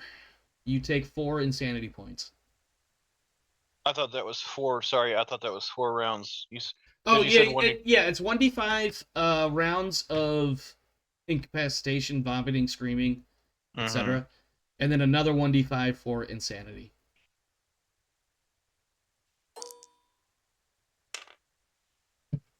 Also 5. Okay. Update your character sheet to reflect that you have 5 points of insanity on top of whatever you had before. Is this a good time to ask how one gets rid of insanity? One does not get insanity. Every time you cross, I believe, 10. As it ratchets up, you have the chance to get basically ticks. Yeah. Ticks, PTSD, etc. Also, side note, I did that because I didn't feel like shooting at somebody and thought it would be relatively harmless, but it was not. Seems to be a running pattern. Oh, I thought that would be a okay thing to do. Here, let me throw a Saxon Thane at you and see what happens. Oh, fuck, the party is dead. You could So- have just started with a swarm of gaunts and he'd probably already be dead. I think Darius was trying to say something. What did you say? I said, I hope not. That would be the shortest temp job I ever had. Right? That was supposed to be the thugs shooting, but I'll just flop them for this round. So, oh no. The thugs all shot, and now it was Lady Ash. So now it takes us back to the next round. Can I make a above the table request, Omar? Sure. Before you use a power, know what it does ahead of time. As I'm learning, I hear you and will agree, but yes, because that did take a bunch of time. But also, yeah. It's less the time I'm worried about, more the fact that my insanity is now 8. Oh, that's nothing. What do you? Okay, I don't know. I didn't see what time exactly it was before that round started. But we can do either one round or we can start wrapping now. What do you guys feel like? One round. You got a vote for one round? I'd Anybody go else? another round. 2 for Go. another round? I Well, want to shoot at them. my character's vomiting for the next 4 rounds. Anyway. By the way, Rev, that die over there is your vomit die. I should change the color to be more vomit related. Okay. Like yucky green. I'll work on my upchuck sound effects. No, please don't. Now Reinhardt. we get to test who all. All right. Euchre. Well, the woman that I was told to make go away popped back up, so I'm gonna take another shot at her. Yes. It's a new round. Can I do a free action if I can't? No, shoot? unfortunately you can't. Not until you're done vomiting everywhere. I weakly point in that direction as I'm hurling. I 43. projectile vomit in her A direction. 43. What are we So looking at I've here? got an 84 effective ballistic skill. Okay, so that's, So that's 4 4 degrees. degrees of success, which means I get, I think 3 shots. Does a hell gun do 3? Yeah. 3 round. Yes, 3. Okay. So Are you 3 doing held full run auto or are you doing rounds burst? into her. Okay. It's Semi. Okay. semi-auto. All right, so you get 3 shots because you had 4 Yep. divided by 2. Yep. Because semi is every 2 successes. So yeah, Yep. 3 shots. And what are you firing? A hell gun? My hell gun. Roll it. So, first one is 8. Okay. Give me 1 second. I need to double check her armor. So that is That is her- 14 pen 7. Okay. Well, double check my thoughts on this. Armor is 4, pen is 7. That means those additional 3 are useless. Yes, correct. Okay. So So it's just basically 14 full damage. right? Yeah, full damage. And what 14 did you? damage. Uh, I rolled an 8 and I've got a +6 on my. yeah. damage. You see her take like the first shot, and then the second shot grazes some part of her, and then she just completely disappears. All right. She is. Does the effect end?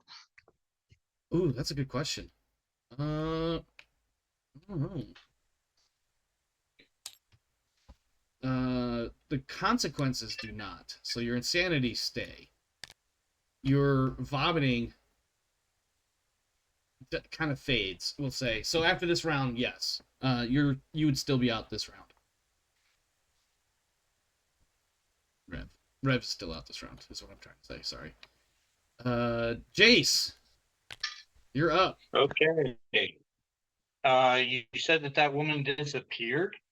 As in, like, disappeared from sight, not necessarily like, she didn't just ninja ghost smoke poof.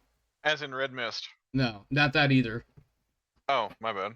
Like, Reinhardt saw her take the first shot, saw the second shot graze like a shoulder or something like that, and then she ducked out of sight, probably from impact or something. I thought you said she was down. My mistake. Yeah, she's definitely down. Like, she's not getting back up. There's probably a hole in her. There's definitely a hole or two, possibly 3. Okay. What's the difference between this guy on the roof over here and the other 3?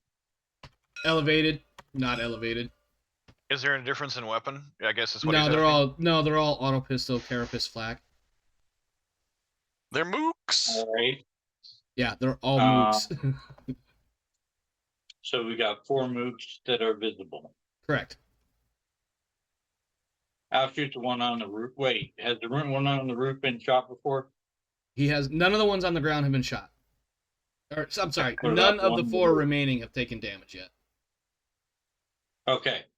Then I will shoot the one on the roof. Okay. So, half action aim Plus 10. Single shot. and firing. All right. Ballistic skill plus 10. So, 45.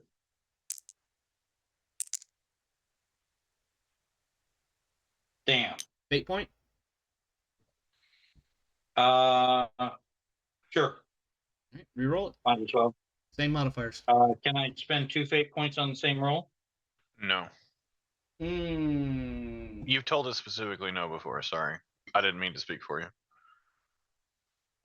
Because you're re-rolling it, I'm gonna say that you're gonna re-roll the same modifiers that you previously had, and not adding more modifiers to it. Okay. I'll double check how that is, how the fate points rules works later. Ew. And That's even worse. That's even worse. Okay. Well, that shot definitely misses. Who's next? Ikaros. You've been shot at a few times.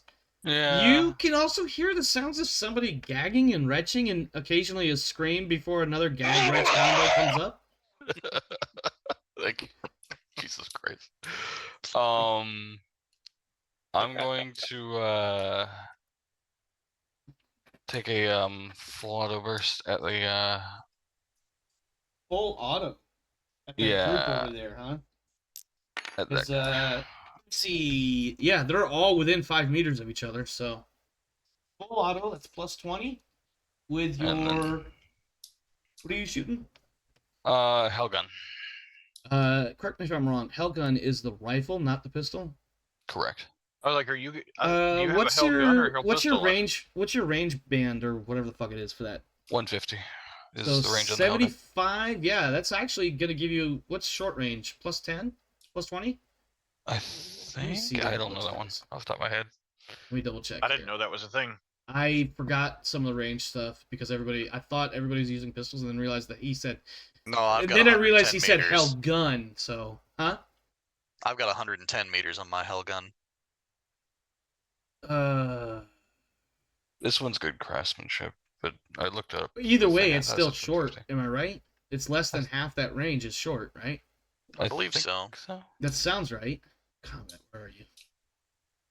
Attack, combat circumstances, overview. The actions, best crafted- 2d6. Sorry, just for future reference, because I'm a dummy. The Mhm. best crafted, and that changes some stat like reliable, right? Yeah, on some of best the weapons. crafted stuff just doesn't jam. Yeah. Period. Alright. Where is the range? Oh, I, here we I go. didn't think I didn't think it affected accuracy or damage. I just knew That's there was difficulty. like reliable that it gave. Where I should Yeah, be covered. good is Point good blank is range. reliable. Short range. Targets that are distance of less than half the range are at short. Ballistic skills made to attack at short are ordinary plus 10. So you are looking at, I believe, a plus 30 full auto. 30. Yep. All right.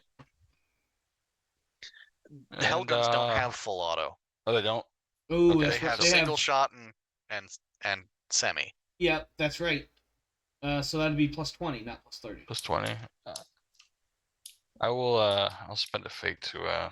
Now he got a taste of that plus 30 math, and he's like, Yeah, I want it back. I can't get rid of it. All right. And because it's semi, it is 2 degrees of success to get an additional hit. Correct. So 30 against, what were you rolling? My thing is 41 plus another 30, so So 71. Yeah, 40 That degrees. sounds like 4 3 degrees. hits there, so you could literally hit one. I mean, you got 3 bullets to choose how they land. 2 on this guy, 1 on this guy. First bullet. 30 is left arm. You bashed this dude in the left arm, by the way. All right. Actually, hold that thought. Let me think of. Hang on. Where do you do anything else? First hit, arm. Second hit is also arm. So yeah, both shots are going in the arm. The arms have 4 armor. You know what? He's gonna dodge. He's gonna attempt to dodge. So it's 35. Fails. So go ahead, roll damage. I rolled 69. I succeeded. 6 plus 4, that's 10. 77's better. Are you not? Is your dice rolls not being reported? Do you have the print on? Oh, you're not over there. Where are you? I'll go here. Yeah, there you go. Not that I don't believe you. That's even better. 10 plus 4? 4 degrees of success. 14. Wow. Armor was 4, so he takes 10. 10 is 7. So that's 8 remaining. All right, go ahead and make your second roll. Oh, what's? I get. Hold on. Don't forget you just rolled a 9. That first, or what's the pen though? I'm sorry. 7. 7 pen. So that wipes out his armor totally. So he actually took 14 points of damage on that first shot. I'm sorry. That's fine. So, and then you just rolled another 9. He's dead. He's just dead. He evaporates into chunky bits. Again, a bottle of salsa exploded nearby. Third guy, roll your damage. I believe he's also going to die, but that is a total of, why is that? Oh, I got. It didn't report again. Yeah. 5 plus 4 is 9. Plus the, what was the plus what on the Hellgun? Plus 4. So 9. 13. Yeah, sorry, brain shut down on me. I know. All his armor's gone. So he is down to that. And that is your turn. A productive turn. Hellguns are good. Rev, it's your turn, but you're busy vomiting and screaming like a little girl everywhere. Winter, you're up. Yeah. Do I That tingling see? in the back of your head is gone, by the way. Do I see weirdo lady over there? Oh no, she has dropped. She was elevated, and now she has dropped. Effectively, she is prone, but you wouldn't see her prone, so you can't see her. I moved to this side. Do I see her like over here? You get a psychic impression. Roll Cynicians. This will be for accuracy of what you perceive. Okay. Plus 20. I'll give you plus 20. You're actively trying to find her. And we'll call that your full action along with your movement.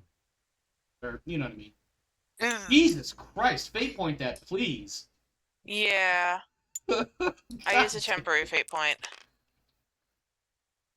That's much better. Much better. What you get is she is indeed prone as fuck. lack of a better word to call it, on top of this elevated walkway that she is on, and she is currently bleeding out, but currently alive. Okay. You get all that from psychic stuff.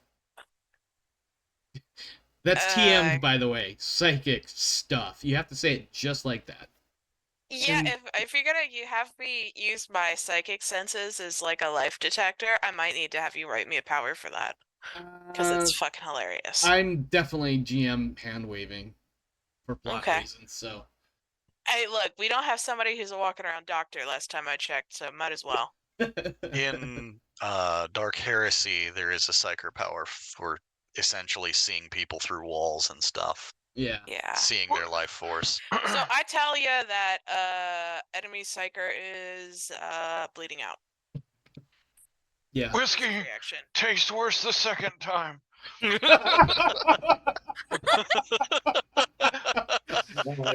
Truer words have never been spoken, my friend. The remaining thugs, I am going to roll. I don't know what I'm going to roll. I'm going to roll something to see what happens. Yep, they bolt. They fucking run off. All of them. They are cowards. They were not paid enough to be. No, they were not. Especially when Hellguns. she disappears from what looks like almost turned into bloody mist. And after a moment, Rev's character can compose themselves and regain their senses and all of that. Obrest Dre can be found in huddled under an overturned table.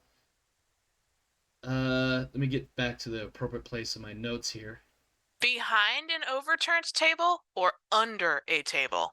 I think under is more appropriate and funny with the image I'm coming up with in my head. In fact, you hear, because if he's hiding under get an up, overturned please, table, I can't. He's lying flat on the ground with the table on his back. Yeah, that's pretty much it. He's like, please, somebody help get this table off of.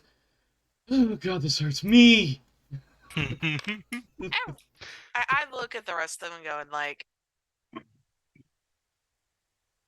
Yeah, I will help move the table.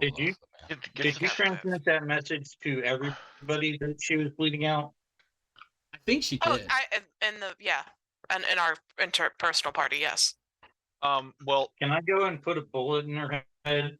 There's literally nothing stopping you except the throngs of people trying to flee. So, well, also, we have our Vox speeds, and we have literally less than a block away. They should be here by now, the other squad. I'm going to relay them the descriptions of the 3 fleeing individuals to apprehend. You get a report after a moment or two from Sergeant or Petty Officer Cassius that they found the assailants, we'll say. Mm-hmm. And when they request instructions, your instructions are ... They've effectively cornered them and are waiting for your instructions. Hold them until we arrive. Yes, sir. Holding until you arrive. And then, Jace, you want to go put a bullet in what's-her-face's head? Is that your plan? No, if she's bleeding out, I'll just let her bleed out. Okay. Actually, I'm going going to go. Medicae. Yeah. So the first thing I'm going to do is I'm going to look over the Lord Captain, seeing no bullet holes or obvious physical wounds. Are you hit, Lord Captain? I'm fine. Probably some bad coffee. I just chime in going, it was a bad psyker power. You're gonna out him like that? You're gonna out the Lord Captain? I'm sorry. No, he was wait. Let me get back. psyker. Let me get back into not character. outing. Let me get back into character. My goodness, you're going to out the Lord Captain like that? Oh. You want I should the attempt to stabilize the woman so she can be interrogated? The dead can't answer questions. That is so cryptic. Do you want me to kill her or do you want me to heal her? Do what you can. All right. I will attempt here. to use first aid on her to stabilize her condition. What is the appropriate skill target I have number? Medicae. All right. Trained? Omar? I do have it trained. Hang on one second. What's up, Darius? Just since everybody seems to have forgotten about it, I'm going to bend down and pick up the black stone in its case. Okay. Awesome. Yeah. You lock it back up in the thingy? Yeah. It has one of those weird, like, you take the two halves back together and you twist it, but you spend literally 2 minutes trying to get it to lock, and it catches, because maybe something genetics or maybe not. You can't tell. Eventually it locks. Anyway, I'm going to offer it to the Lord Captain. Okay. That does not look like a good roll. What is your Medicae? My Medicae is 31. That is a fail. So unless there was some sort of easiness, she's still bleeding out. You know what? You could re-roll. You can re-roll. I will. Do you have any fate left? Nope. Actually, yes, I do have one. Wait, let me check my character. I have 2 points left. So yes, I will re-roll one. I'm gonna give you a +10, just All right. for GM reasons. Excellent. So that's actually a 41, but still wasn't enough. Go ahead and re-roll, and that's even worse. And it's even worse. Because that's how this thing works. That's how this fucking game works. I mean, it's not just this game. It's or this table. It's the game. No, it's this Dice. table. It's dice. It's dice just like dice. Listen, This table I will has tell you nearly- a very quick story before we move into closing this up. I play Blue Bowl, which is Blood Bowl 7s, and there is a reason why the team that I manage does not own any reroll options. So I don't have to deal with this shit. Do you know what it's like to roll a 2+ on a 1d6 and get a fucking 1? Not once, but twice? Fuck that noise. Okay, all I have to say is this table has nearly killed not only me and Rodance, but your son several times. That was a totally different table under a totally different show. I don't know what you're talking about. Same table, same dice rollers as far as I'm Listen, concerned. all I know is you're playing tabletop role-playing games where the characters Well, if it's may not die. a table, then the only common denominator is sitting right Me? there. You're gonna put that evil on me, Ricky Bobby? Come on. Oh. Okay. You're the By one the that way, said it's Omar- not the table. What's up, Darius? By the way, Omar, 69 isn't the winning number. It's 77. I don't get it. Is there a joke in there that I should You understand? get 8 more. You get 8 more. Yeah. Okay. All right. Yep. All right. Moving on. This lady that Reinhardt is attempting to save, unfortunately, she is not saved. As much as I was hoping to keep her alive, but there is a moment. Reinhardt, can you make me awareness? No modifiers. Absolutely. Hey, what I about trained that civilian since we last accidentally time. Shot? Oh, they're fucking gone. You're talking high caliber weapons on unarmored people. Okay, That were absolutely mooks. hey, there's the roll you need. Hey, You do notice 2 things. One, she is wearing what looks like a pin. You know how in the real world some people wear, like, on their lapels that wear like flags, right? Mm-hmm. Yes. She is wearing a pin in a similar manner. I'm trying to find my notes of what it looks like. Oh, here we I go. would be checking her for a data pad. She must have been controlling the bird with something. She has a pin on her collar that bears the symbol of a yellow gold rose on a green circle. Yellow gold rose on a green circle. Yes. And then the other thing you notice is that as With you're lore of the Imperial Guard, War, and Tactica Imperialis, does that? No. No. Sorry, Frank. Okay. I know where you're going Fair with enough. it. The unfortunate thing is what you get is instead of getting like some sort of impetus as far as which way to go with trying to figure out what that might mean, you get the exact opposite in that you get too many ideas. Okay. I have a rival noble house as well as Yes, but you etiquette haven't and being seen a this noble house. pin yet. Or is the Why mind would I link still active? Well, I thought I was Mine- up at the body with him. Sorry. Rodance, is the mind link still active? Yeah. Okay, in that case, yes. It's basically on until I tell it not to be. Okay, so before I let Rev make that roll, one other thing that you do notice while you attempt to save this lady's life, although you also notice her expiring, prior to, like, during this time, you notice that her eyes take a very distinctly blank look. I'm sorry, she doesn't have eyes. Or does she? Hold on. Hold on. I don't know if she had soulbound. Double check. I was gonna say a deadgum sanctioned psyker just tried to take a hit out on us.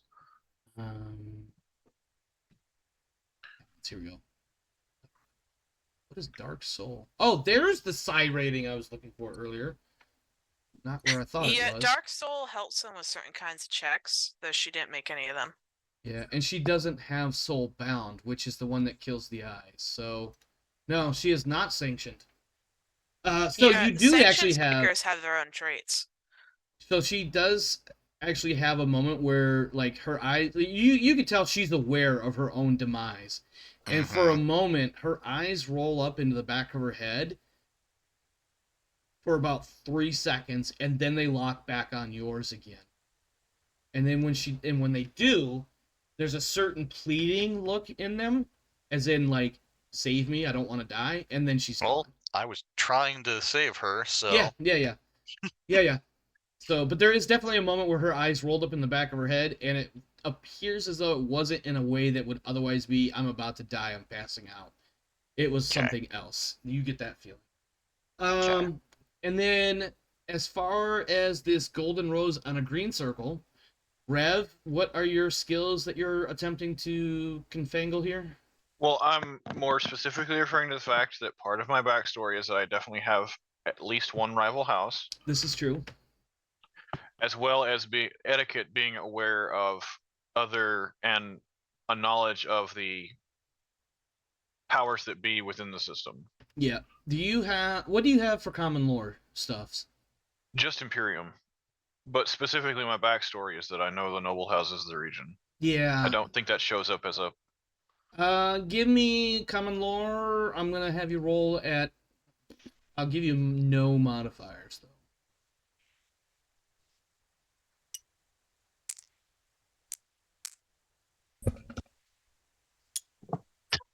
It's sitting there. You're pretty certain you've seen this one in your, let's call it, primer of Koronus Expanse noble houses therein.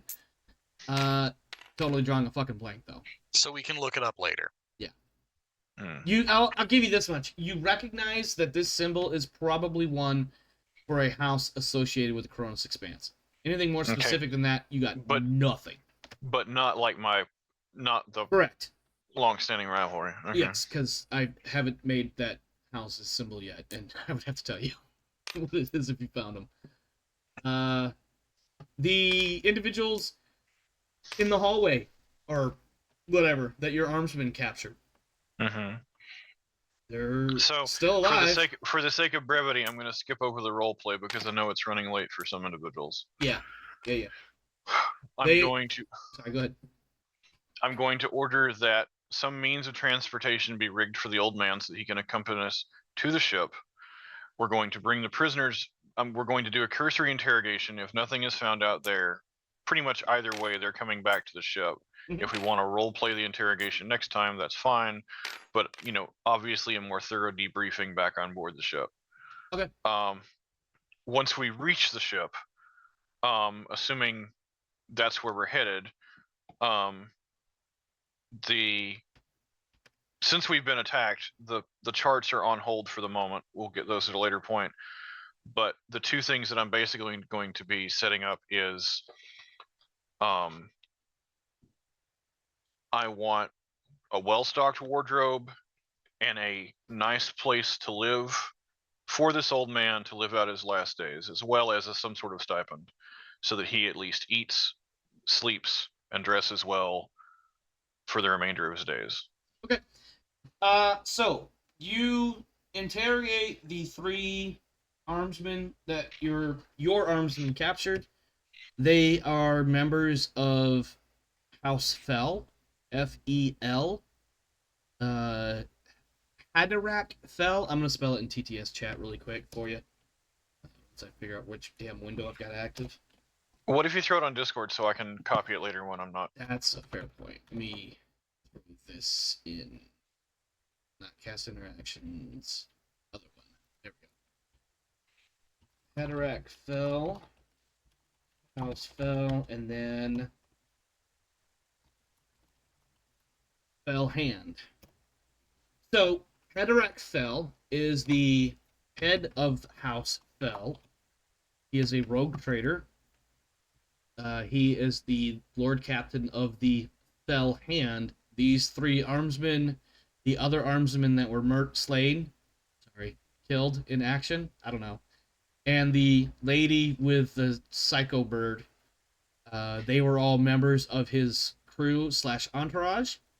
They were sent here to observe the old man, Oberstray, and once the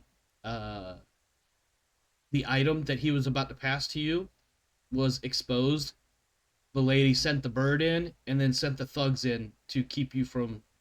You're basically trying to distract you from keeping the bird... Or, excuse me, distracting you from the bird that was trying to grab the stone. Obviously, it all went to shit, and these 3 very low-rated crew members, or armsmen, are very much in... what's the word I want to use here? Dire straits. Okay. Now, is this the brief interrogation that we find out in the hallway, or were you extrapolating? Okay. Well, yeah, yeah. This is all pretty much on the spot, because at this point, right now, these guys are literally scared that you're just going to kill them out of hand. Okay. Or so we're taking them back to the ship. Reinhardt? Yes, my Lord Captain. Would you bring me the woman's head? I'll take out my mono sword and cut off her head. We're bringing it back with us too, and we're gonna mail it to Thale. To Thale or Fel? Thale, excuse me. All right. Done. Mail it to your own general. What is this?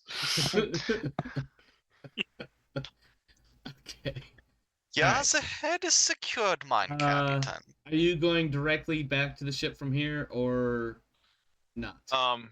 We have enough in tow that my character would probably think the charts can wait until next session. Okay. Essentially, until we get the crew, the prisoners, and then basically the next 2 things would be making arrangements for the old man and the charts. Okay.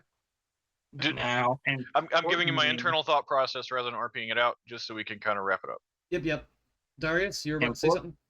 Yeah, importantly, did you take the item back from me, or did you leave it in my hands? No, sorry. If that wasn't clear, I took it. I was gonna say, I thought you it's said secured in my coat. Yeah. Okay. All right. My friends, you receive another 250 experience points for 200 for the session, plus 50 for overcoming the combat scenario for the round, or for the session. Congratulations. Another 250 experience. Woot. We should have 500 if we Yeah, didn't spend everybody should be at 500. Darius, unfortunately, given the nature of things, you are going to be 250 experience points behind everybody else. Wait. Oh, I figured. Yes, Rev. I'm confused because I had 500 XP to spend on my chart. You would have Well, had 500. that's because of the... You would have had 500 from character creation, and then 250 from last session, and 250 from tonight. Okay, because I need to go back and check something because I thought last time you said 500 because that's what I wrote down. No, it was 250.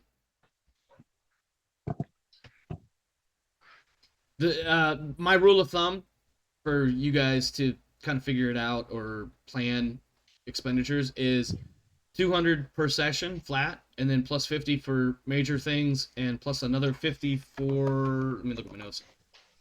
200 per session, plus 50 for overcoming obstacles of note or combat, plus 50 for completing objectives as part of an endeavor, plus 200 for completing an endeavor, plus 200 for completing a segmentum. Segmentum meaning, in this case, or context rather, an arc. So generically, you should get between 250 and 300, probably every episode. Between 2 and 300 every episode. Well, then I need to make an adjustment, but I'll deal with it.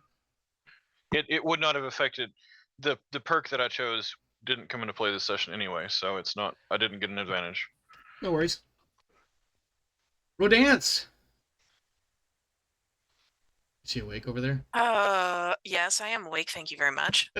Yeah, like it's not even my bedtime. Okay. Sorry. I got like another hour. Yeah.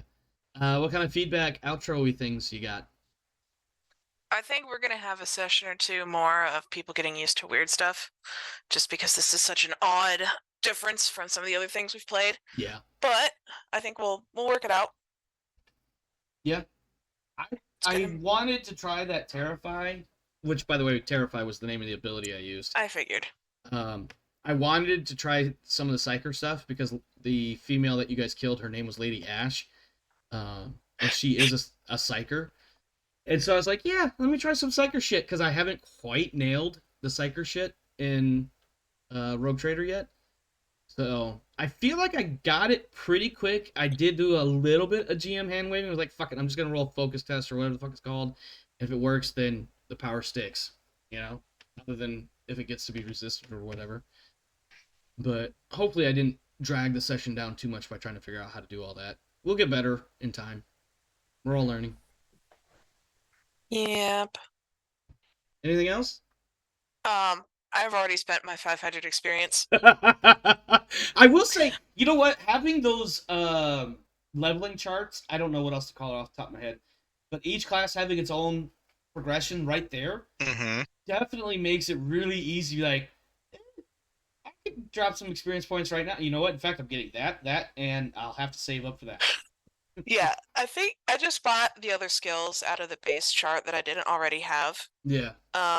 Everything else I'm gonna have to just drop into like either warp affinity, rite of sanctioning, or actual characteristic advances. Yeah. I'm gonna actually have to buy several characteristic advances, otherwise I won't make the minimum required to level up to the next level. Ooh. Because I only have like one more skill I can one or two more skills I can buy. Yeah, it's like I get one cipher and then like one or two other things, and I pretty much have to buy into the upgrades. So yeah, right. Yeah, I could buy ciphers, I could buy Secret Tongue Road Trader, and then I pretty much have to buy advances, unless I'm buying Rite of Sanctioning and Warp Affinity, and those act a little weird. They change what I can do later, so I'm not sure if I want to buy them right now.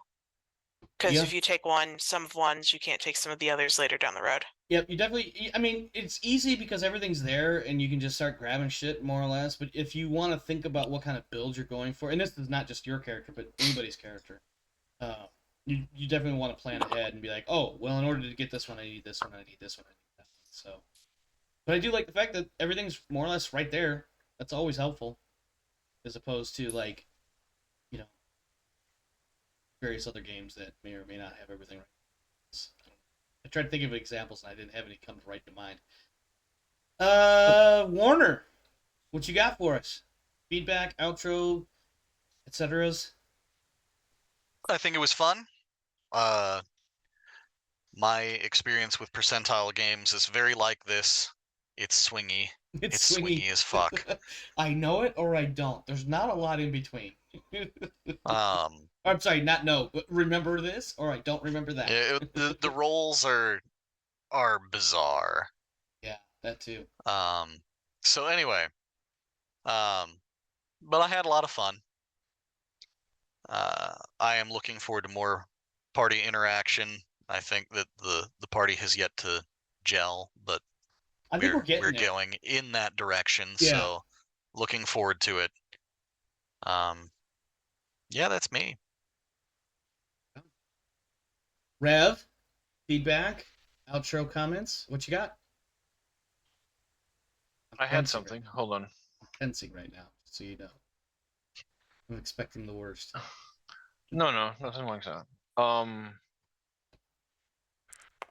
Oh, it's more of a minor note, but just to be aware, the bolt pistol that I pulled out and shot the one man with, it is the most ostentatious display of shiny metals you have seen.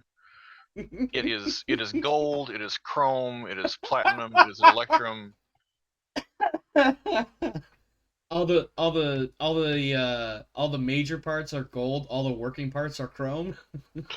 Well, it is, if it can shine and have a shine and polish to it, it does. And you never once touch it yourself except to shoot it.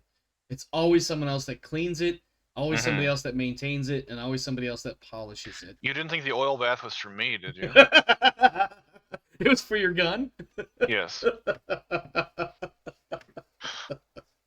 Makes a lot of sense. God damn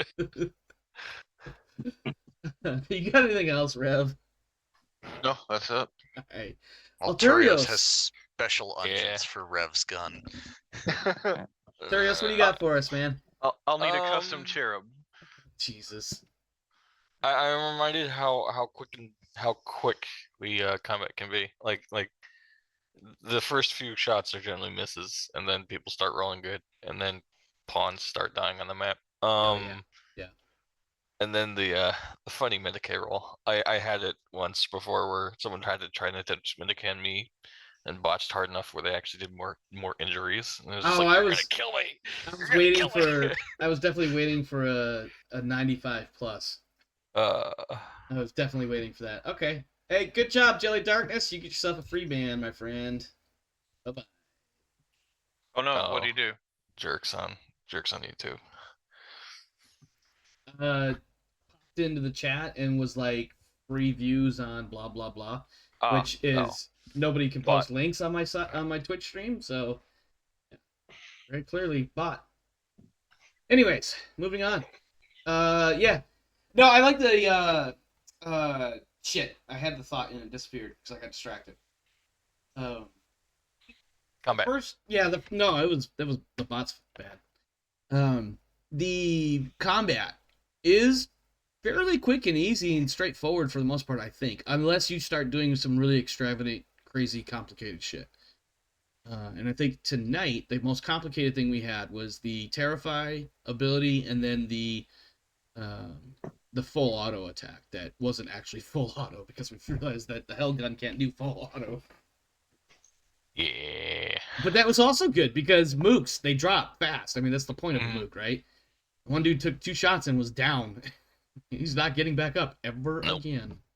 To be fair, there's at least one book that I can think of in the Warhammer universe, and I know it's subject to power creep and change, but like they specifically say we want guns that they're changing tactics. Like, all right, grab these guns that are going to drop guardsmen in a single shot. Get the bolt weapons.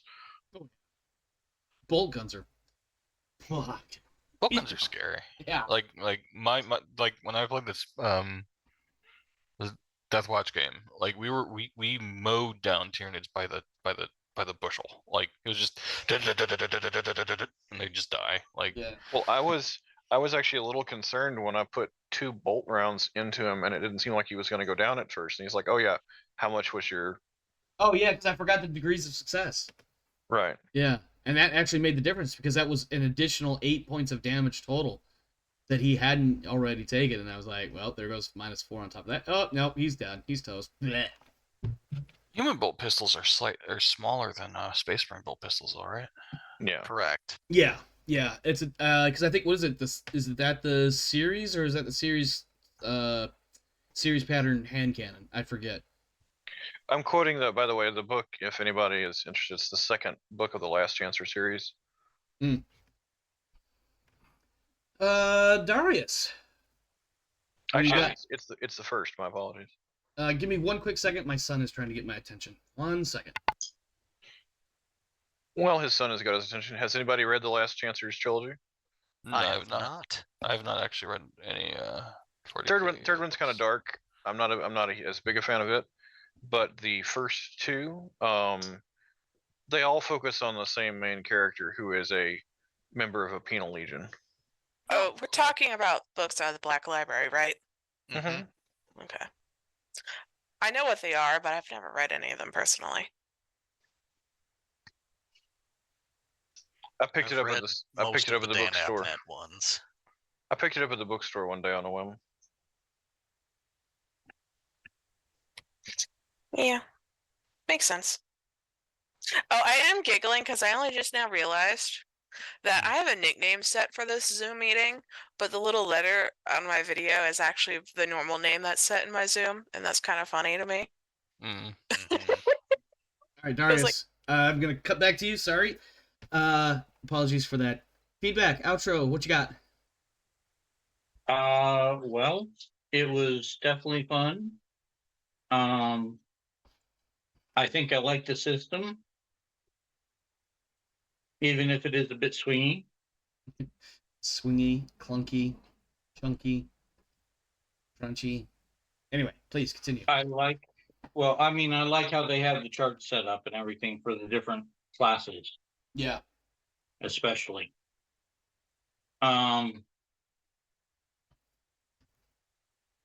It was definitely interesting playing with all of you guys.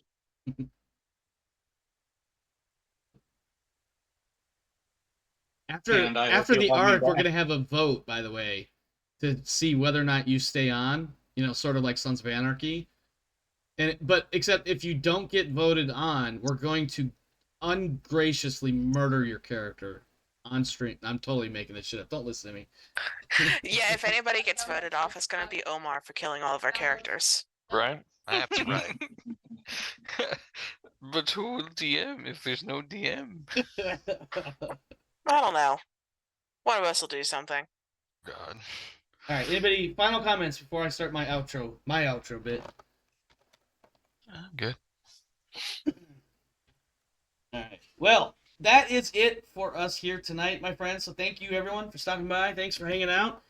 And that is how Omar is saved. Yeah, I just pulled the outro card and I start the outro and. A friend is always welcome at the shield. Oh, that's what he's saying because no one else wants to GM. Yeah, that's usually.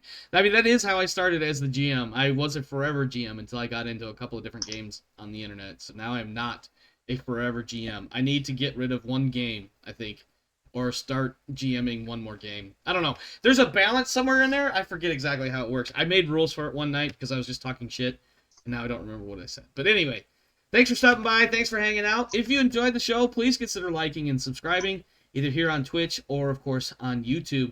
Please also consider joining our Discord server on the stream right now while we're live. You can type !Discord in order to get that link for the Discord server invite, or on the YouTube video if you're watching us there. In the description below, you will see the link. Join us. Come hang out with us. Come talk smack. Tell Rev that his character's name sucks. Somebody needs to, and he's not listening to us. I'm totally making that up. Actually, am I? In the meanwhile, that is it. Stay safe out there, my friends. This world is a grim, dark world, so make sure you're doing what you have to do to take care of you and yours. As for me and mine, we are out of here. Have a good night. See you next time. Ja, tschüss. Auf Wiedersehen.